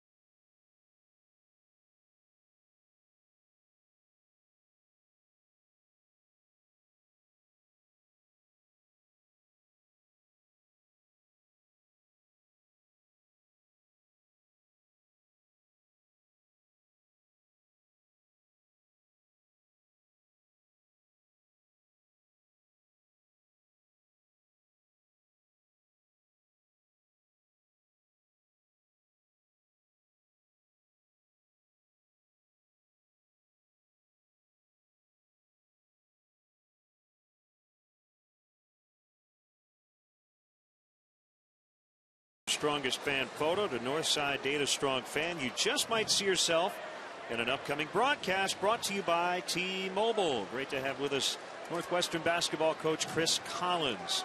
Always a pleasure to see you, and we always get you at a pretty relaxing time of your year, which is nice. It's few and far between, but there's nothing more fun to me than coming out to Wrigley and watching the Cubs. I've been a lifelong fan ever since I was a kid, and it's my first game this summer, so it's been great to be, especially as well as they've been playing these last couple weeks. It's been a lot of fun. Jake Arrieta now into the 7th, leading 2-0, 1-0 the count on Hunter Pence. And a strike called. It's 1-1. They'll give us a preview of the 15-16 Wildcats. I'm looking forward to the year, guys. I really am. I mean, the Big Ten's going to be as strong as it's ever been. Top to bottom, it's as good a league as there is. But we have 7 of our top 8 scorers back. We have another good class of freshmen coming in. And I think it's time for us to really, we're going into year 3. We've made some really good progress these first 2 years. And I think this team coming up has a chance to do some good things. And I'm looking forward to getting started. 2-1 on Pence. Belt and Crawford also due here for the Giants. Has tapped foul.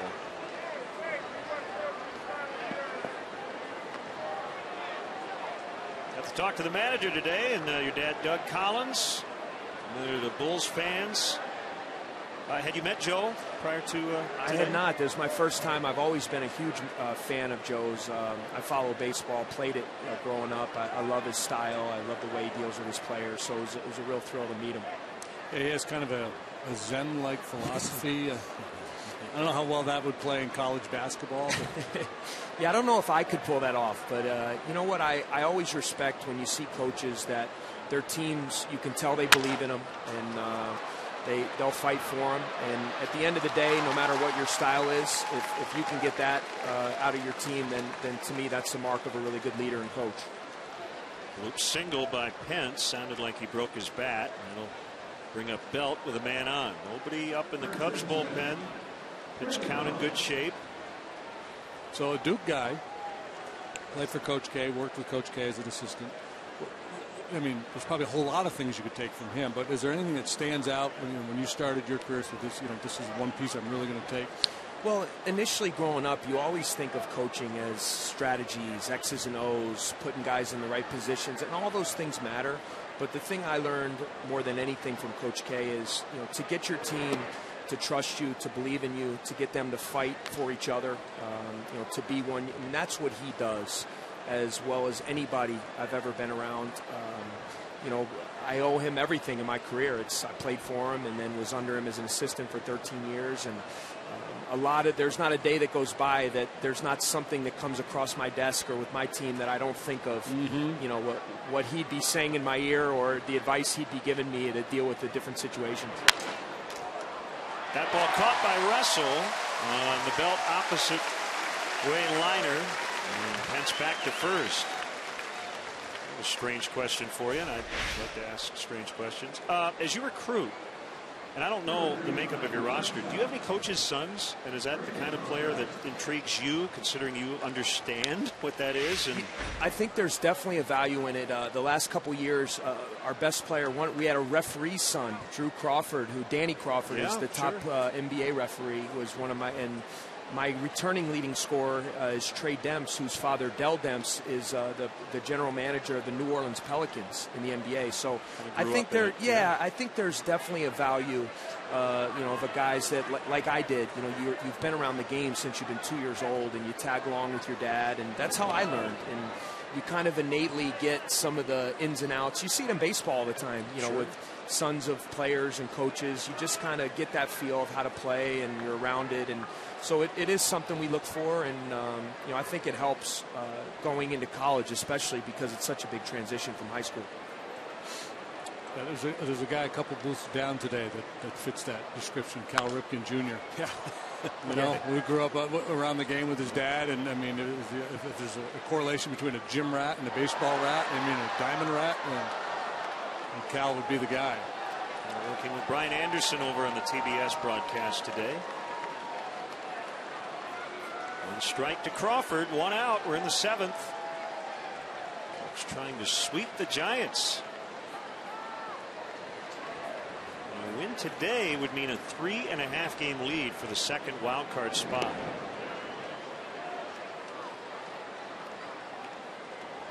So where are you guys at right now? What's going on? You got off-season stuff going on, training? Are you around the kids? Can you be around the kids? Because I know the NCAA has very strict regulations. During the summer, you get a limited amount of time. You're allowed to work with the guys. Obviously, it's better than nothing. You always wish there was more. We actually are getting ready to go in a couple weeks over to Spain for a foreign tour. You get to do that once every 4 years in NCAA, and it's our year to go. So we're going to be going over there 5 games against pro teams. It'll be really good for our team because we have a young group still, and we'll get a little bit of a jump start on the season. It's got to help the recruiting, right? When you come to the kids and say, by the way, your time here, we're going to be able to make this trip. Yeah, and I mean, just think about a lot of these guys. It's the first time guys on my team are going to be outside the United States. So to have the game, be able to take them to Barcelona and Madrid and to play against pro players, it's going to be a great experience for those guys. 2-1.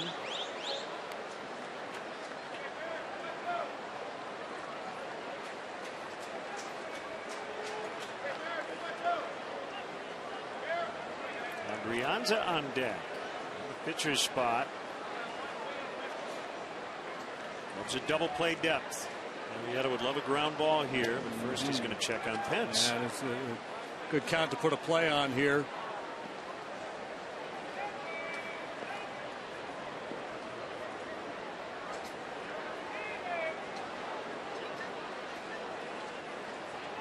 Taylor looking into the dugout.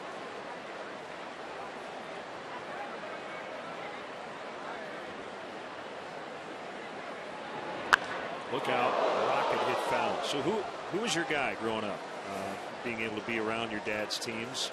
Did you forge a special bond with anybody in particular? You know what, obviously I was a ball boy for the Bulls, and that was kind of when I was in middle school, and we had Jordan and Pippen and those guys. But really my favorite guy was John Paxson, because he was someone that I kind of thought I could relate to. I loved how he played. He was competitive, played such a great role on those teams, and it's been great now with him still being in Chicago. We've become friends, and he's been a great influence on me as a player.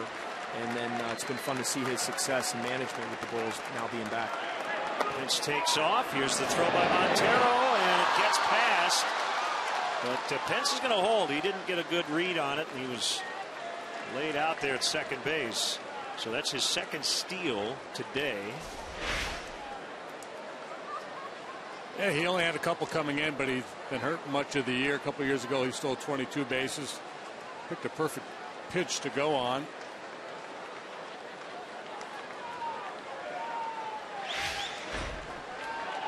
(3-2) on Crawford.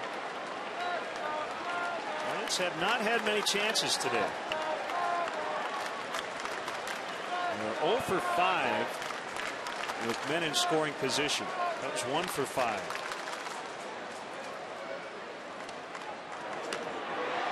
Ball 4.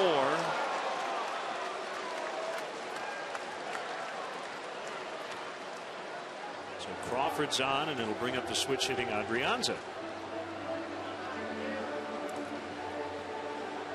So the trip to Spain is when?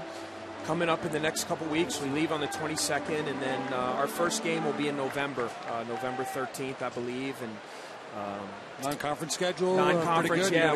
We're actually in a tournament in Kansas City. We're going to play North Carolina in the first game there, which is preseason, going to be either number 1 or 2 in the country. And Missouri, Kansas State will be there. We have our city rivalry with DePaul, so we'll play them again.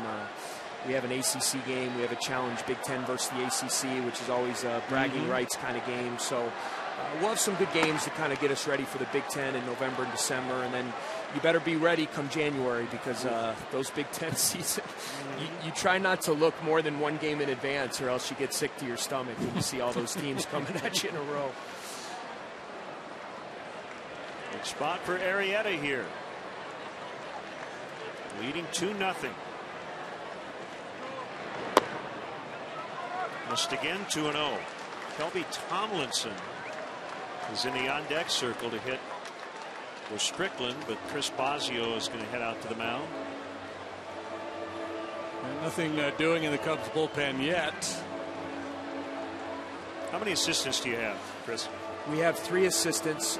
It's actually great. My high school coach from Glenbrook North, where I grew up in the North Shore of Chicago, Brian James, who ended up being with my dad for a long time in the NBA. He's my top assistant, so that's been great to kind of keep that going. And he's been a great mentor to me, and so for he and I to be together is good. And then have a couple other young assistants that do a great job. And certainly you can't. It's like anything. You can't do it alone, and you have to rely on good people to show you the way and help you. And I'm blessed. I have a great staff. I'm really fortunate with the guys helping me. Are you a good delegator? I think I am. I learned that from Coach K as well. Yeah. You know, I was an assistant for a long time, so I saw the things he allowed me to do. I always feel like, why are you going to hire competent, really good people if you're not going to let them do their jobs? Mm-hmm. And you know, it's one of the things I do think that I do pretty well is allow my assistants to have a voice and have ownership of the team. 3-0. Trouble here for Arrieta, really for the first time today.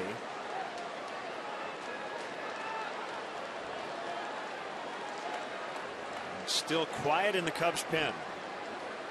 For now, Joe's going to let him work his way out of this.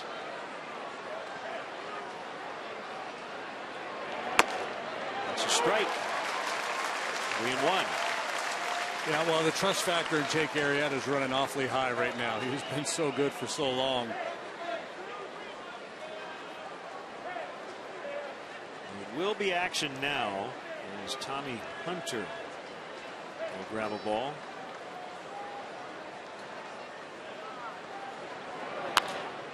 Popped him up. Field fly rule in effect. Bryant makes the catch. 2 outs.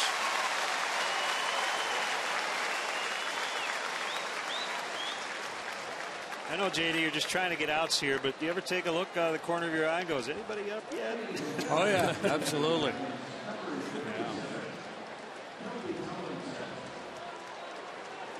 There's Hunter still just playing catch. And you try not to let it affect you, because sometimes you're out there thinking, well, gee, if I walk this guy, they're going to come and get me. And that thinking sometimes leads to too aggressive of a pitch.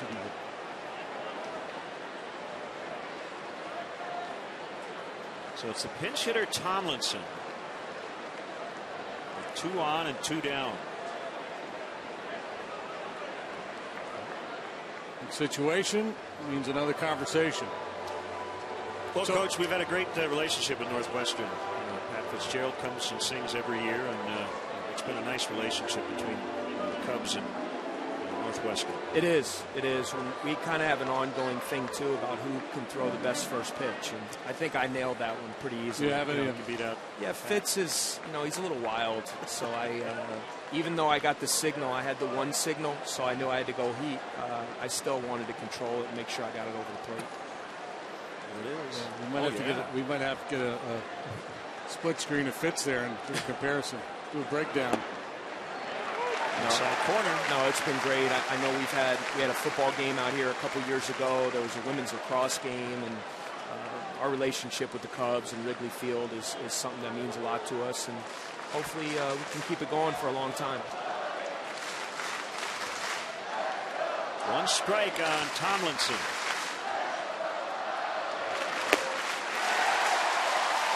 Oh, 2.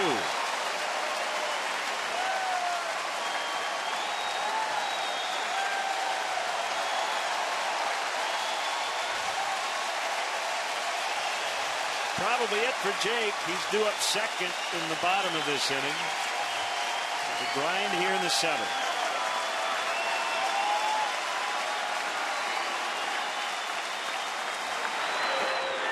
Did not get him to bite. And that has been a very good pitch for him today, the curveball. Talk about a pressure situation for a young kid. Tomlinson has split time between AA, AAA, and now the big leagues this year. Does not have a whole lot of seasoning.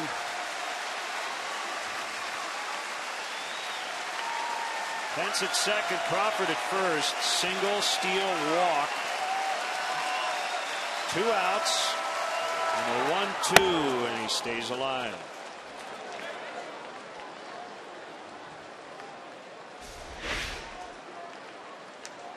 breaking ball actually backs up on Jake, but it settles into a good spot. Didn't hang out over the plate where Tomlinson could do a whole lot with it.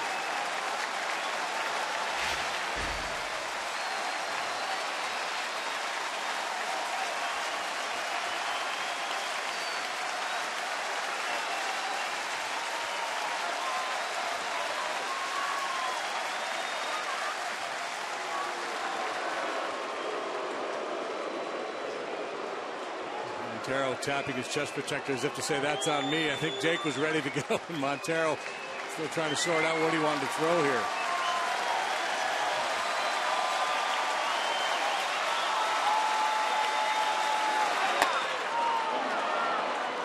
Still has his good velocity at 95, 2-2.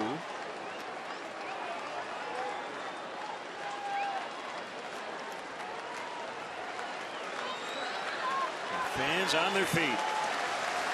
Energy here has been just tremendous all weekend.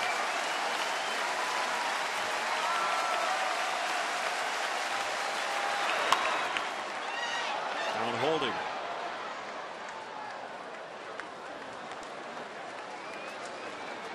So Chris, Len's a Marquette guy. We were telling Al McGuire stories the other day. There's a McGuire story where he talks about he's driving to practice one day and he just decided, you know what, they don't need to see me and I don't need to see them, and he just bails. Let his assistants. You talk about delegating. What you don't know sometimes is better. That's good delegation right there. Good one to keep in your back pocket. Yeah.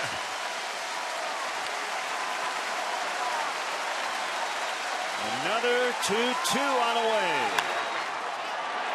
Popped up, foul territory. Rizzo's got room, and it's time for the stretch.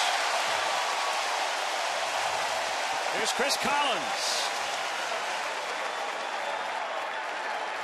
Today's guest conductor for Take Me Out to the Ball Game, Northwestern basketball coach Chris Collins. All right, guys, everybody on their feet. On one, on two, on three. Take me out to the ball game. Take me out to the crowd. Buy me some peanuts and cracker jacks. I don't care if I ever get back, for it's root for the Cubbies. If they don't win, it's a shame, for it's 1, 3 strikes, you're out at the old ball game. Let's get some more runs.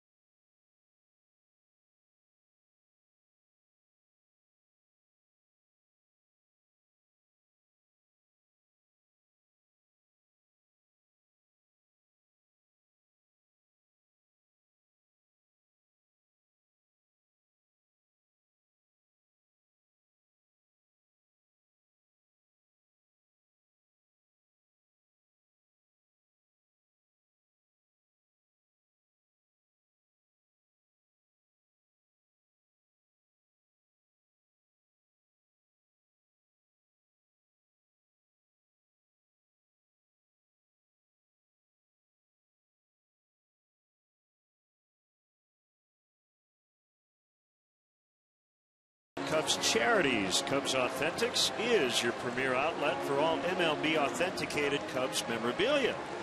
Go to Cubs.com/authentics and bid on weekly auction items, and to pre-order game-used bases and baseballs. The Cubs will donate net proceeds from the sale of Cubs Authentics items to Cubs Charities. Veteran southpaw Jeremy Affeldt. Kind of a rough year, and he'll take over here in the 7th. 2-0 Cubs. They've been hit around a little bit, only getting 307 against Affeldt.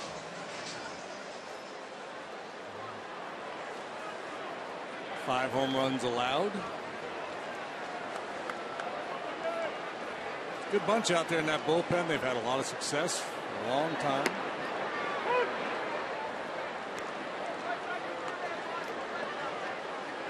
This is appearance number 763 for Affeldt in his career. That leads all active left-handed pitchers.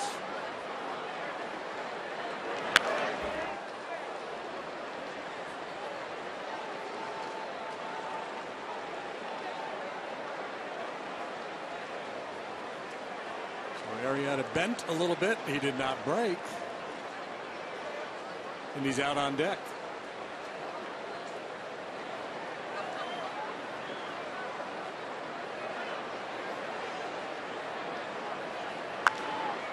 Popped up by Montero. And as always, he's hustling down that line. Maybe, yeah. Andrianza makes a catch. And it will be Arrieta to take the at bat.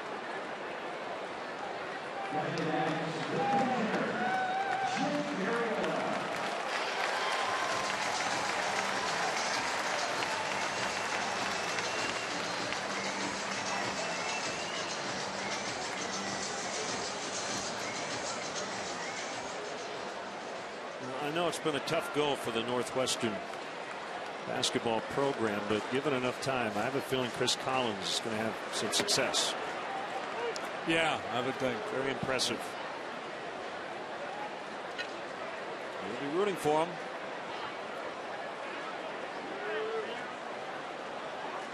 One strike on Arrieta. Fouled back, had a healthy cut at that one. Remember, he tripled and scored in the second. Cubs got one in the first on a Bryant RBI hit, and then Russell hit the sac fly after the Arrieta triple. That's been it for the run scoring to this point. And that would be fine if that's it for the rest of the day for these two teams.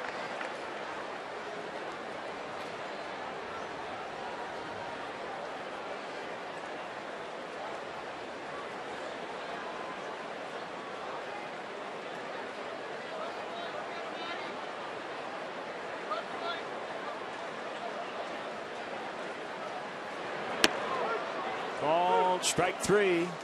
Backdoor curve.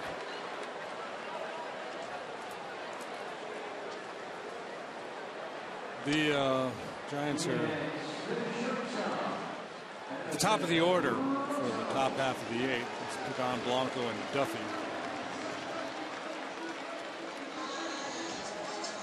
So I'm sure what will happen is we'll just go batter for batter. Looks like Justin Grimm starting to heat up. Not sure if Hector Rondon will be available in the ninth inning today or not. He's been a busy man. He was not available yesterday. With the starter going deep, we've got some options out there.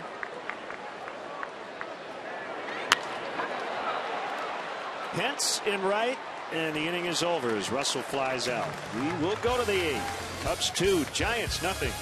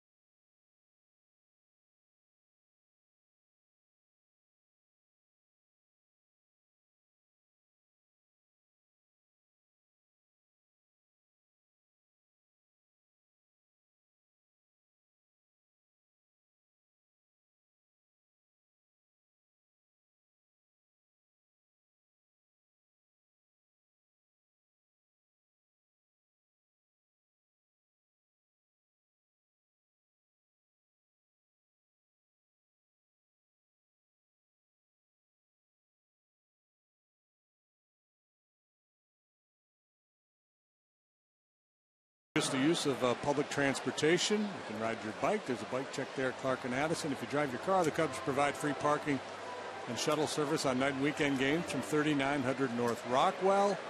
Cubs.com for details. A light rain as we begin the Giants' 8th. Pagan, Blanco, Duffy. Strike one.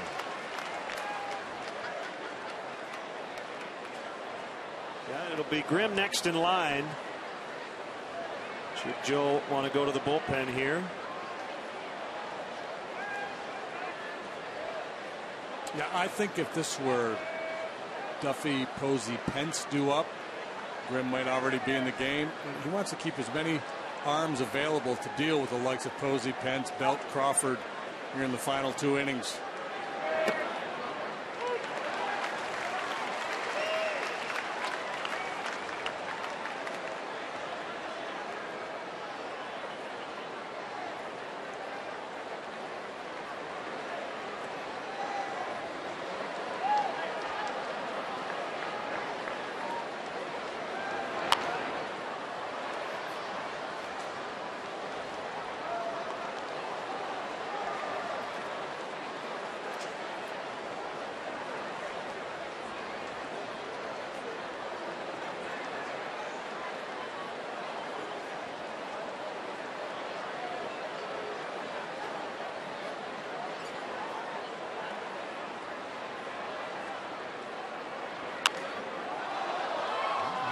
Channeled the fastball 95 right through the heart of the plate. Pagan a little defensive with 2 strikes behind that fastball.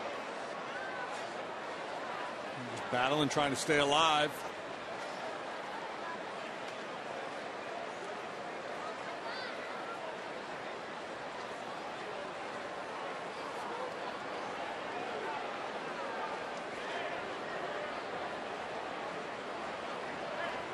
Pagan just 5 out of 28. On the current Giant road trip. Ground ball. Rizzo will pick it up. Arrieta over quickly to cover. That's how you do it. 3-1.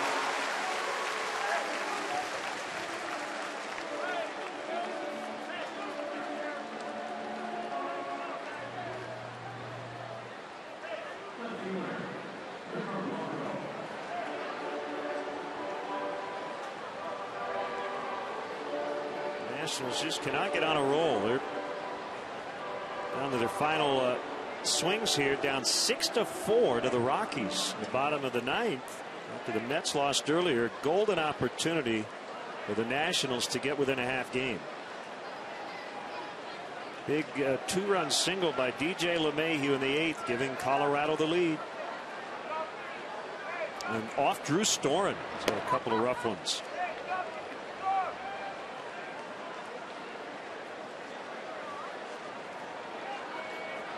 He gave up 4 runs, took the loss on Friday, and will be on the hook again today.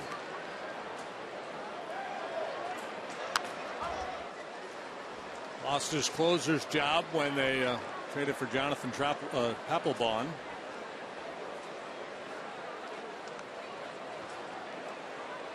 These rough outings not doing anything to enhance his mood.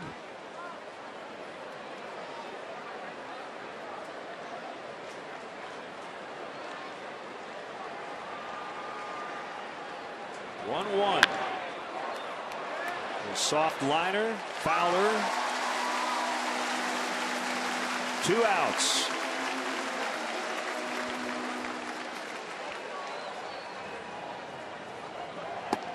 Clayton Richard has now joined Grimm.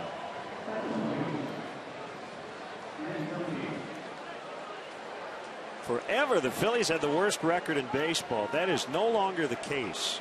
They have gone 15-5 in the second half. The Miami Marlins have gone 5-17. So they're actually now trailing the Phillies in the National League East. Cardinals lost today 5-4 in Milwaukee. Chris Davis hit a couple of homers. 2 runs in the bottom of the 8th for the Brewers. After the Cardinals had scored 3 in the 7th to take the lead, back and forth game. The Brewers get 1 in that 3-game set.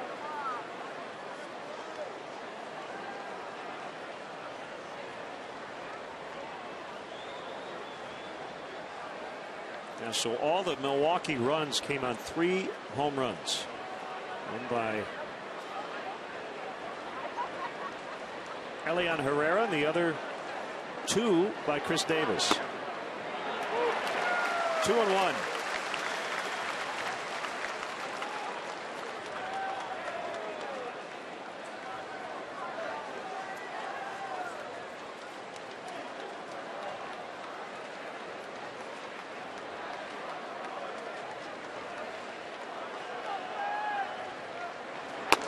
Oof.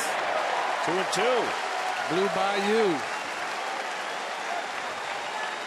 Used to be kind of an adage in baseball. If you're going to send a guy back out there for the 8th, you might as well let him pitch the 9th. That doesn't really apply anymore.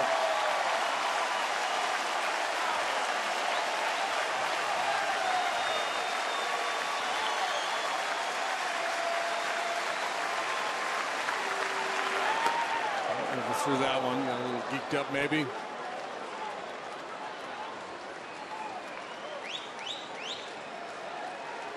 Wouldn't know by looking at him, though. He's very stoic out there from pitch 1 through pitch 116. He's the same guy.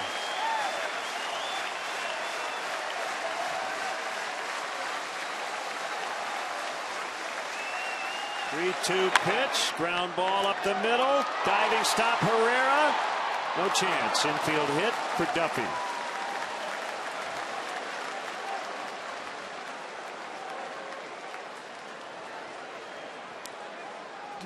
Duffy keeps the line moving, and an opportunity now for Posey. This play by Herrera, leaving his feet to knock it down, flag it down, but Duffy beats the throw, and that's going to do it for Arrieta. And what a job he has done yet again. Huge hand coming his way. And it's a Weber's Sauces and Seasonings call to the pen. Why grill with anything else?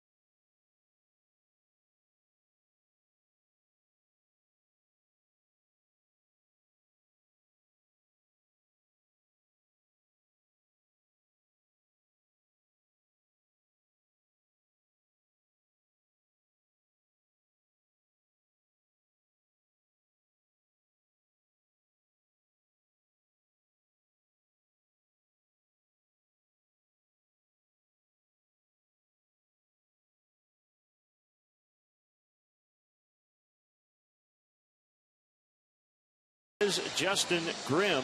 He got the save yesterday.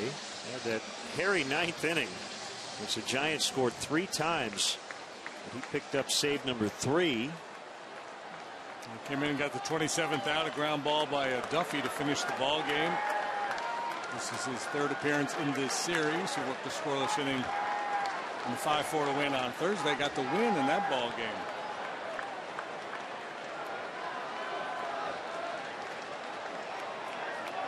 Tying run at the plate, Buster Posey, and a ground ball into left.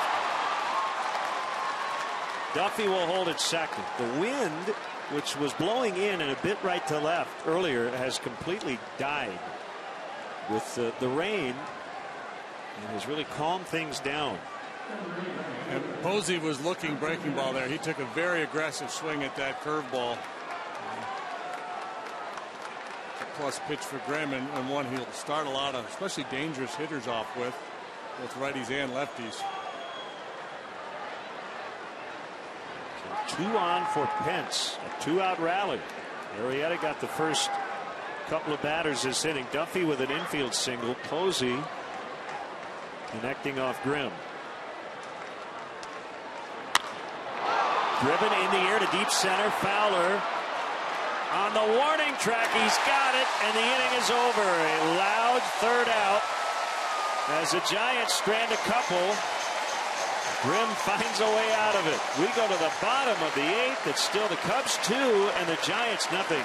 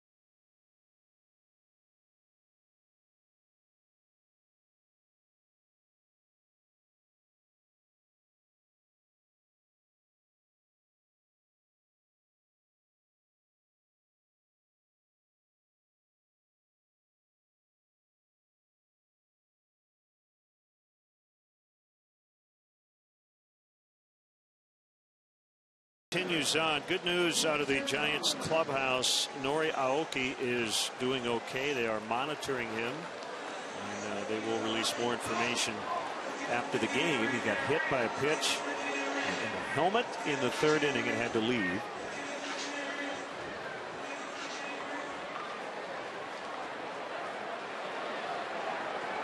So Jake Arrieta, we mentioned coming in, had a stretch of 9 straight quality starts, make it 10. With an ERA of 1.23 during this great stretch. 4th time he has pitched scoreless baseball in that stretch, including 2 in a row. 7 shutout last time against the Pirates. Pence in right. Retiring Fowler after Fowler retired Pence. Yeah, but on still, a warning track. Yeah, but just a 2-run game here. Jake Peavy gave up a fair number of base runners early, but really settled in and battled his way through 5. The bullpen has been airtight so far for the Giants. Cubs haven't had a base runner since the 4th.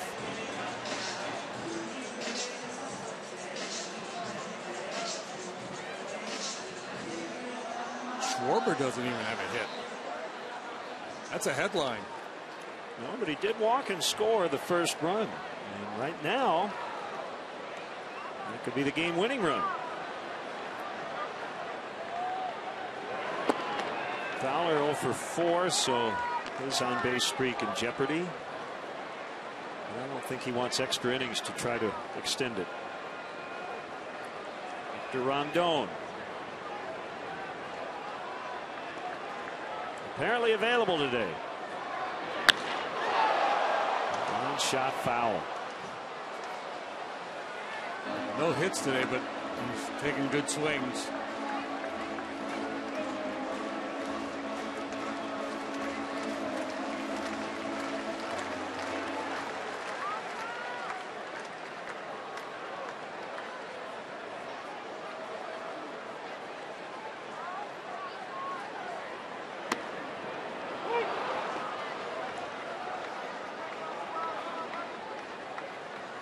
Blue Jays swept the Yankees 2-0 the final today from the Bronx. Yankees scored 1 run in that 3-game series. You know, everybody expected fireworks and high-scoring games.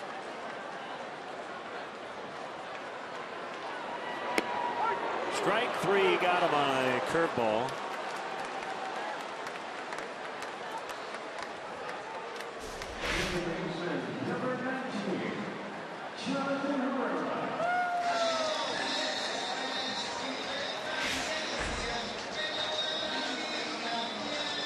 Jonathan Herrera, switch hitter, batting right-handed. First plate appearance, came into play second in the 6th inning. Shows bunt, looks at the pitch low. It's a final. Rockies 6, Nationals 4 in D.C.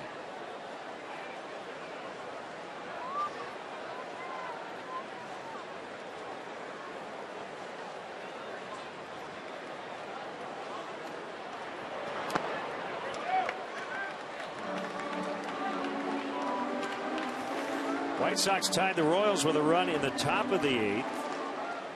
But Omar Infante with an RBI fielder's choice in the bottom of the 8th. It's 5-4 Royals in the 9th.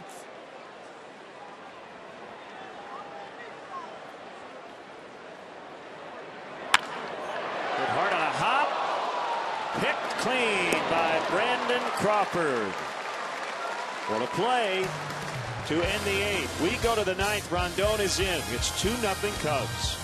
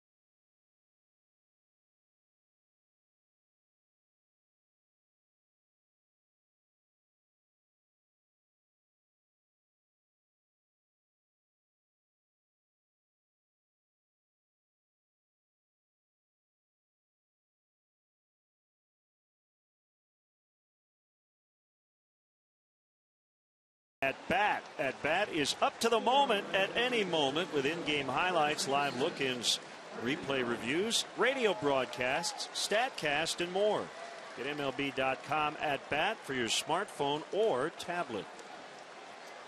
So this is it, 9th inning. Chris Denorfia spells Soler in right. And Hector Rondon trying to grab his 19th save. And help Jake Arrieta get his 13th win.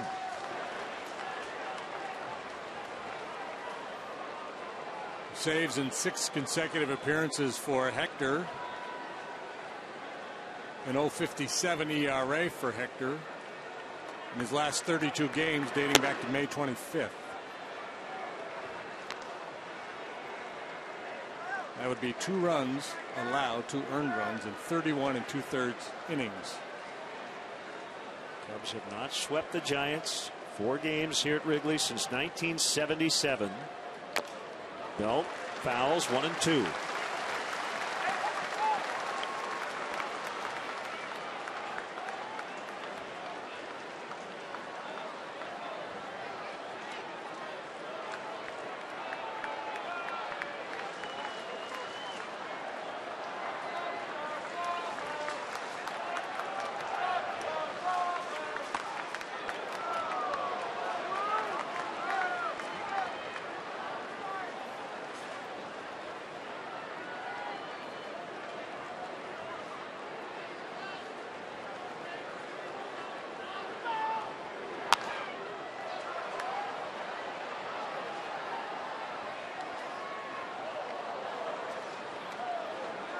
Royals did beat the White Sox. They complete a weekend sweep, 5-4 the final today. Those were all 1-run games. Yeah. Is this the first time that Joe's done a straight defensive replacement for Soler out there? No, he did it earlier this series. Left center and down. Base hit. He did it in the 8th inning yesterday. Oh, okay. Yep.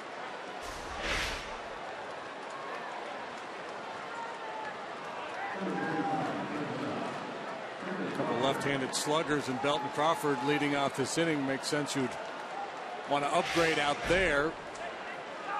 Yeah, most interesting, I guess, is Denorfia the last couple days has come in to play right for Soler, and Schwarber has remained in left.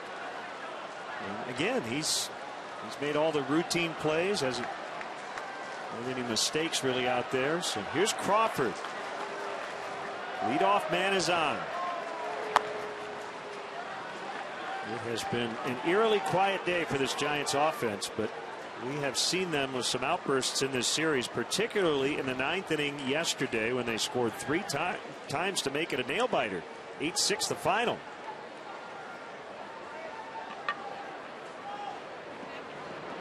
Whoop. That didn't look good.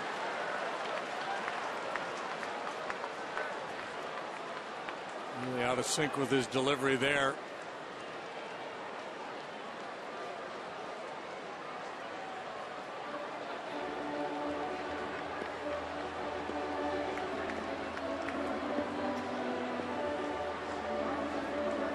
Pitching this season at 27 years of age.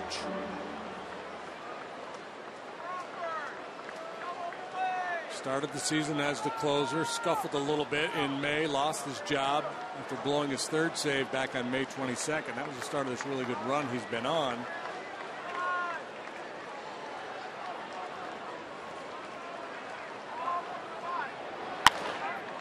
Crawford with a good swing at that pitch. That ball's going to get out of play.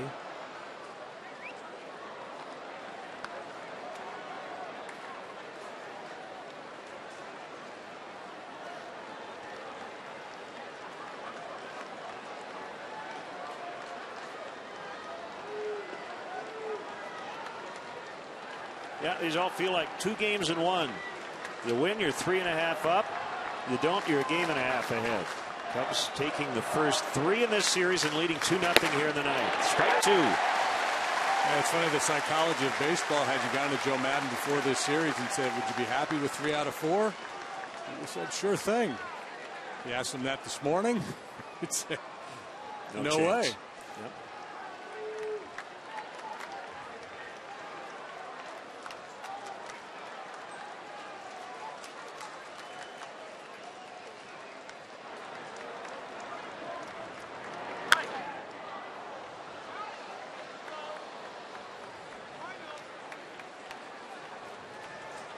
Brianza on deck. They've already used Tomlinson. Got the backup catcher Hector Sanchez, a switch hitter, and then Justin Maxwell. Let's see One of those guys after Adrianza if it gets that far.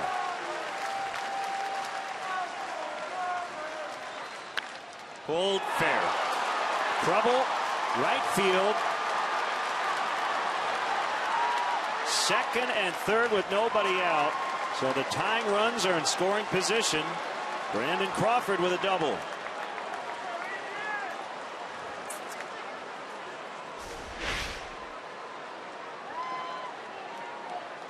He clears the hits, drops the head on that low fastball. And Rizzo was tight to the line, but hit so sharply, Anthony couldn't knock it down.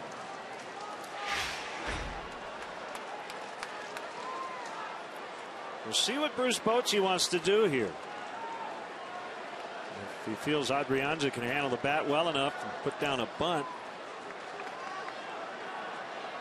he might try it here. He's got wet grass. Trying to get that tying run maybe to third. He's looking around the infield. The Cubs will play everybody back except for Bryant. And he bounces foul.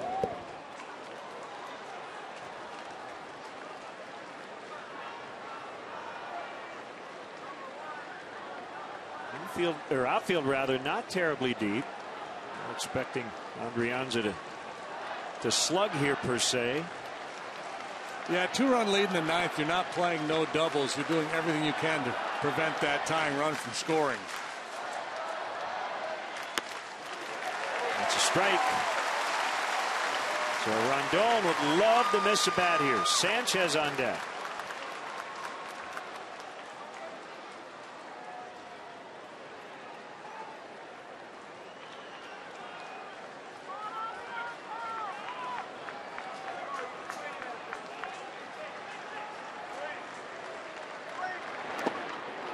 Blocked by Montero. And Cubs not worried at all about Belt. Key guy is Crawford at second.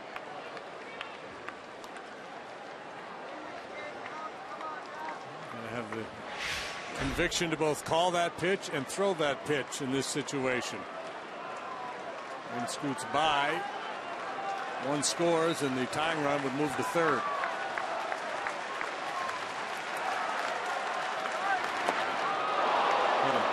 Hit him, and that will load the bases on a 1-2.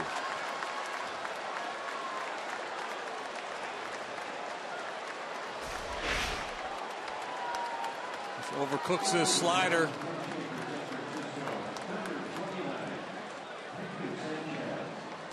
One thing I should add about Kyle Schwarber. You remember David Ross yesterday was put on the bereavement list.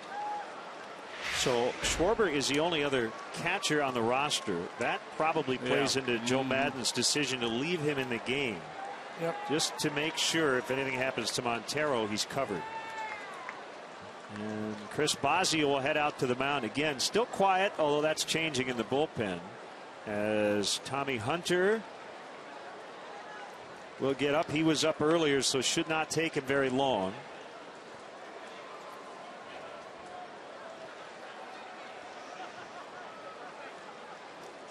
When number 13 hangs in the balance for Jake Arrieta. 7 2/3, 4 hits, scoreless baseball today for Jake. He walked 2, struck out 6. Grimm came in, got the final out in the 8th. Things have gotten a little out of whack here for Rondon in the 9th. Double play candidate in the box, and the backup catcher Sanchez. Our AT&T U-verse multi-view. Too much traffic. Bases loaded. Nobody out. And the switch hitting Hector Sanchez off the bench. The pitch. Swing and a miss.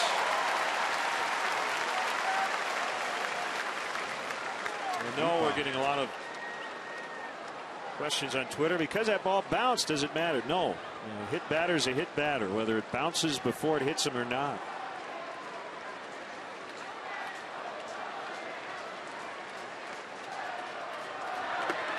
0-2.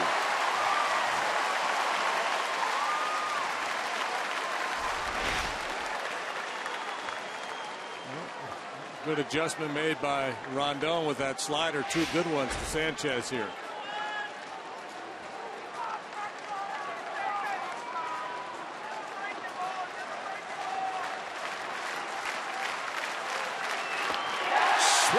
Yes, he struck him out. An enormous first out of this 9th inning. Got a long way to go here, but that helps a ton. 3 consecutive sliders all down out of the strike zone. Sanchez just could not lay off.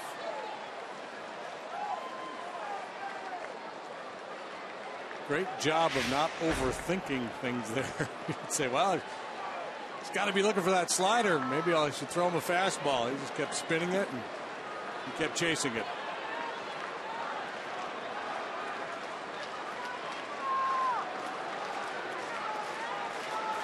Pagan the hitter. Belt at third, Crawford at second, Adrianza at first. Cubs clinging to a 2-0 lead. The pitch on the way. Strike one.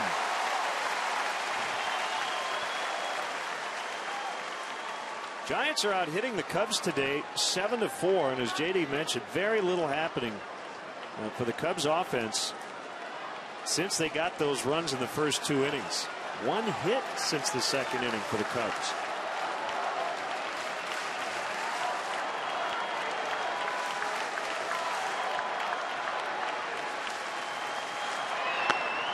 Strike 2. Pagan livid.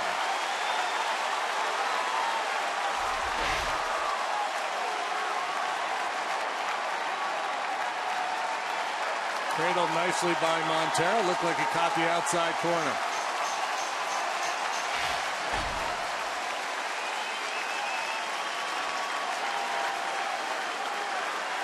Counting the hit by pitch, that's 6 consecutive sliders by Rondon.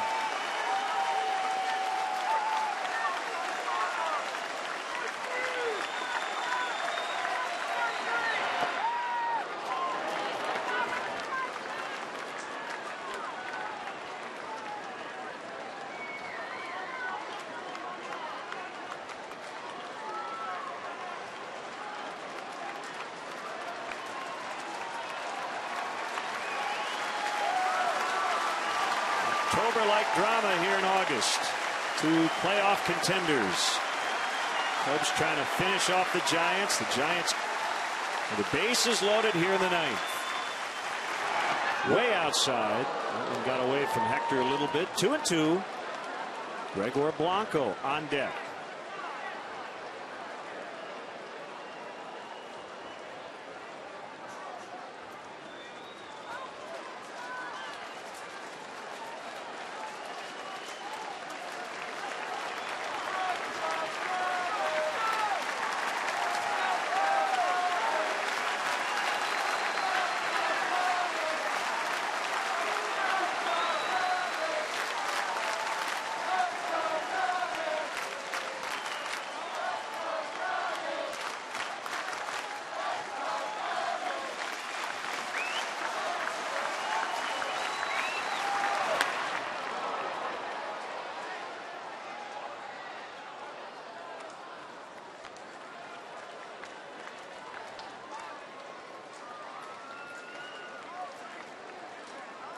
Again, the wind has died down. Overcast skies, not raining at the moment. Bit of a soggy field. Got some rain in the 8th inning. If you can make a pitch, a 2-seamer to the inside corner, might get the job done. Came back with the slider. He's the one fastball he's seen, the number 4 there on the pitch track, is way off the plate.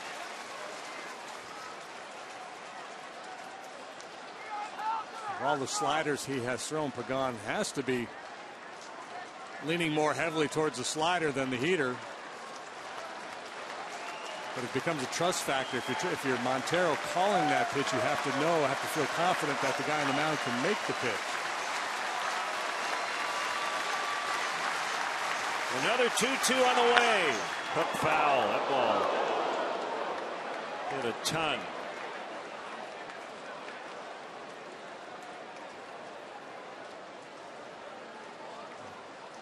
Montero looking into the dugout, and Bosio motioning with his head. Go out and talk to him.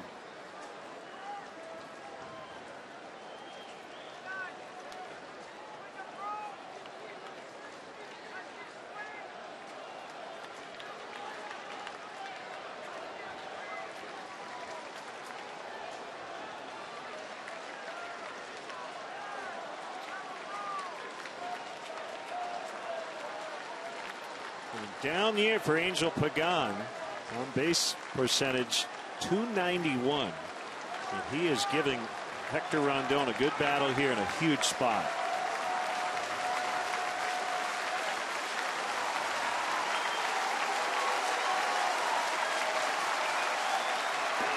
Swing and a miss. Strike 3. 2 gone.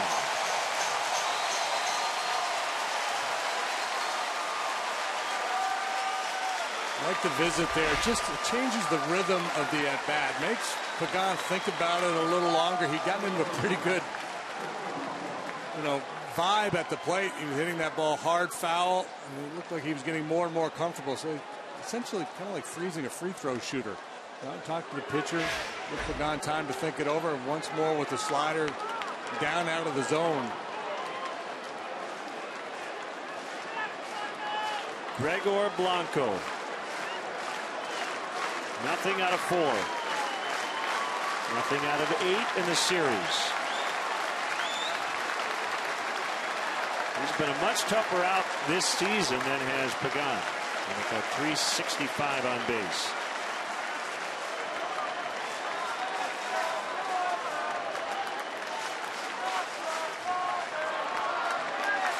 Bases loaded, 2 outs in the pitch. Strike 1.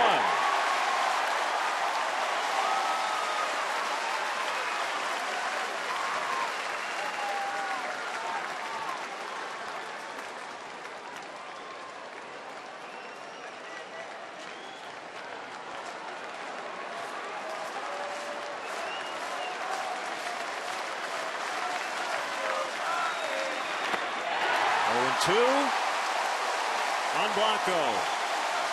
What an escape job this would be. Single, double, hit batter to start the inning. He then struck out the pinch hitter Sanchez. Got Pagan on a slider in the dirt. And it's 0-2 to Blanco.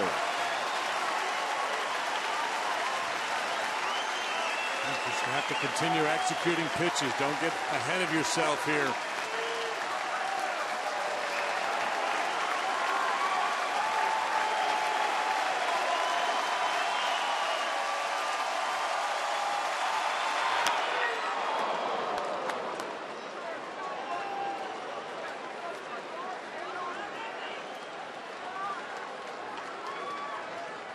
Leaning and reaching was Blanco, and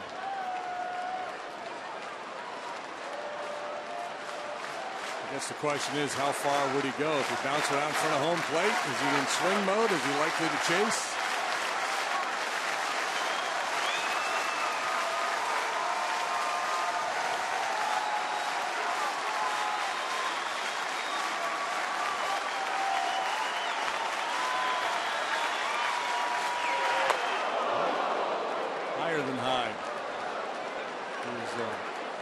Proven to be a patient hitter this year, and walk rate much better than league average. But this is high stakes poker here. Down 2, bases loaded in the 9th.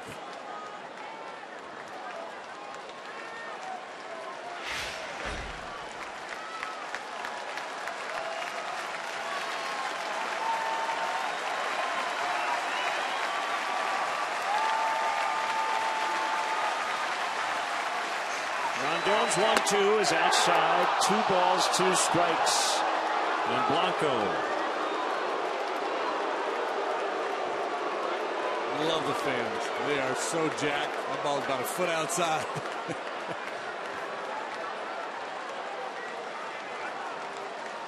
Living and dying with every pitch here in the ninth. 2-2. It's full.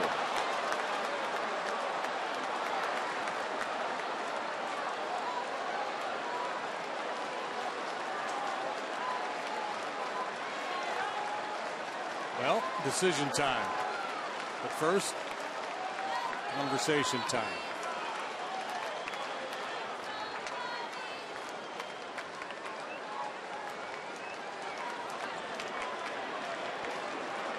Try to overpower him, or see if he'll chase that breaking ball.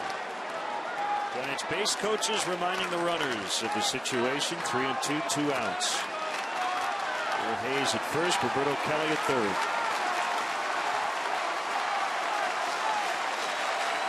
Everybody on the infield ready to leave their feet. Runners go. We'll do it again. Yes, we will. Because there's a 72% chance he's going to foul it on 3-2, right? Absolutely. And back to the slider, and that one stayed in the zone.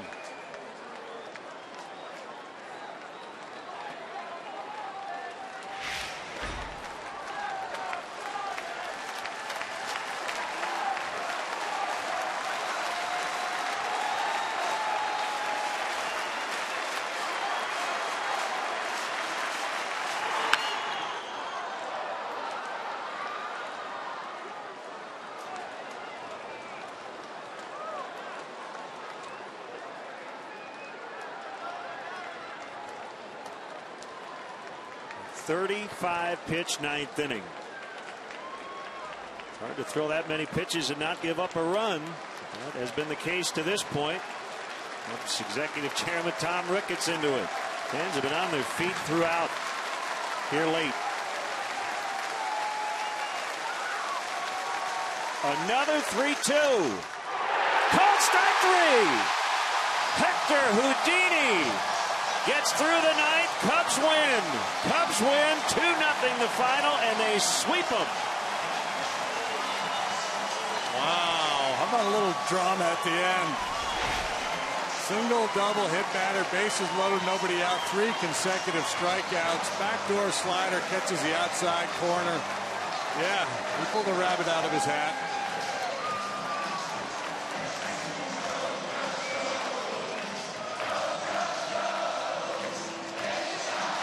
Cubs entered this series a half game out of a playoff spot. They're now 3.5 ahead of the San Francisco Giants.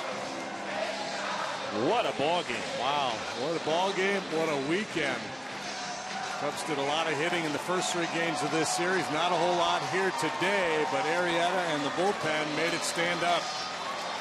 Yeah, sweet sweep over the defending world champions. Time for a Benny's Beverage Depot toast of the game. Jake Arrieta. Again, we've tried to come up with more adjectives to describe Kyle Schwarber. I think we're at that point with Jake Arrieta. Yeah, how about just put an all-star team together at the end of the season and make sure Jake Arrieta is on it. He didn't make the all-star team, but he has been an all-star performer for 2 years now, and brilliant again here this afternoon as he pitches shutout baseball for 7 2/3. The 5th time this year he has gone at least 7 innings without allowing a run, and the 2nd time in a row. The Giants today went 0 for 11 with runners in scoring position. They stranded 11 men. And you don't get too many better opportunities, and bases loaded, nobody out, and they could not even get one in the 9th as Rondon struck out the final 3 batters he faced. Well, and that's what, you know, when you kind of go back and reconstruct it, Grimm getting out of the 8th as soon as he did, that was key, because if that lineup continues, even if they don't score in the 8th, if they're moving the line forward and you have to deal with the likes of Posey and Pence there in the 9th, it's a little dicier proposition. Let's go down to Kelly Crawl, who's standing by with Miguel Montero.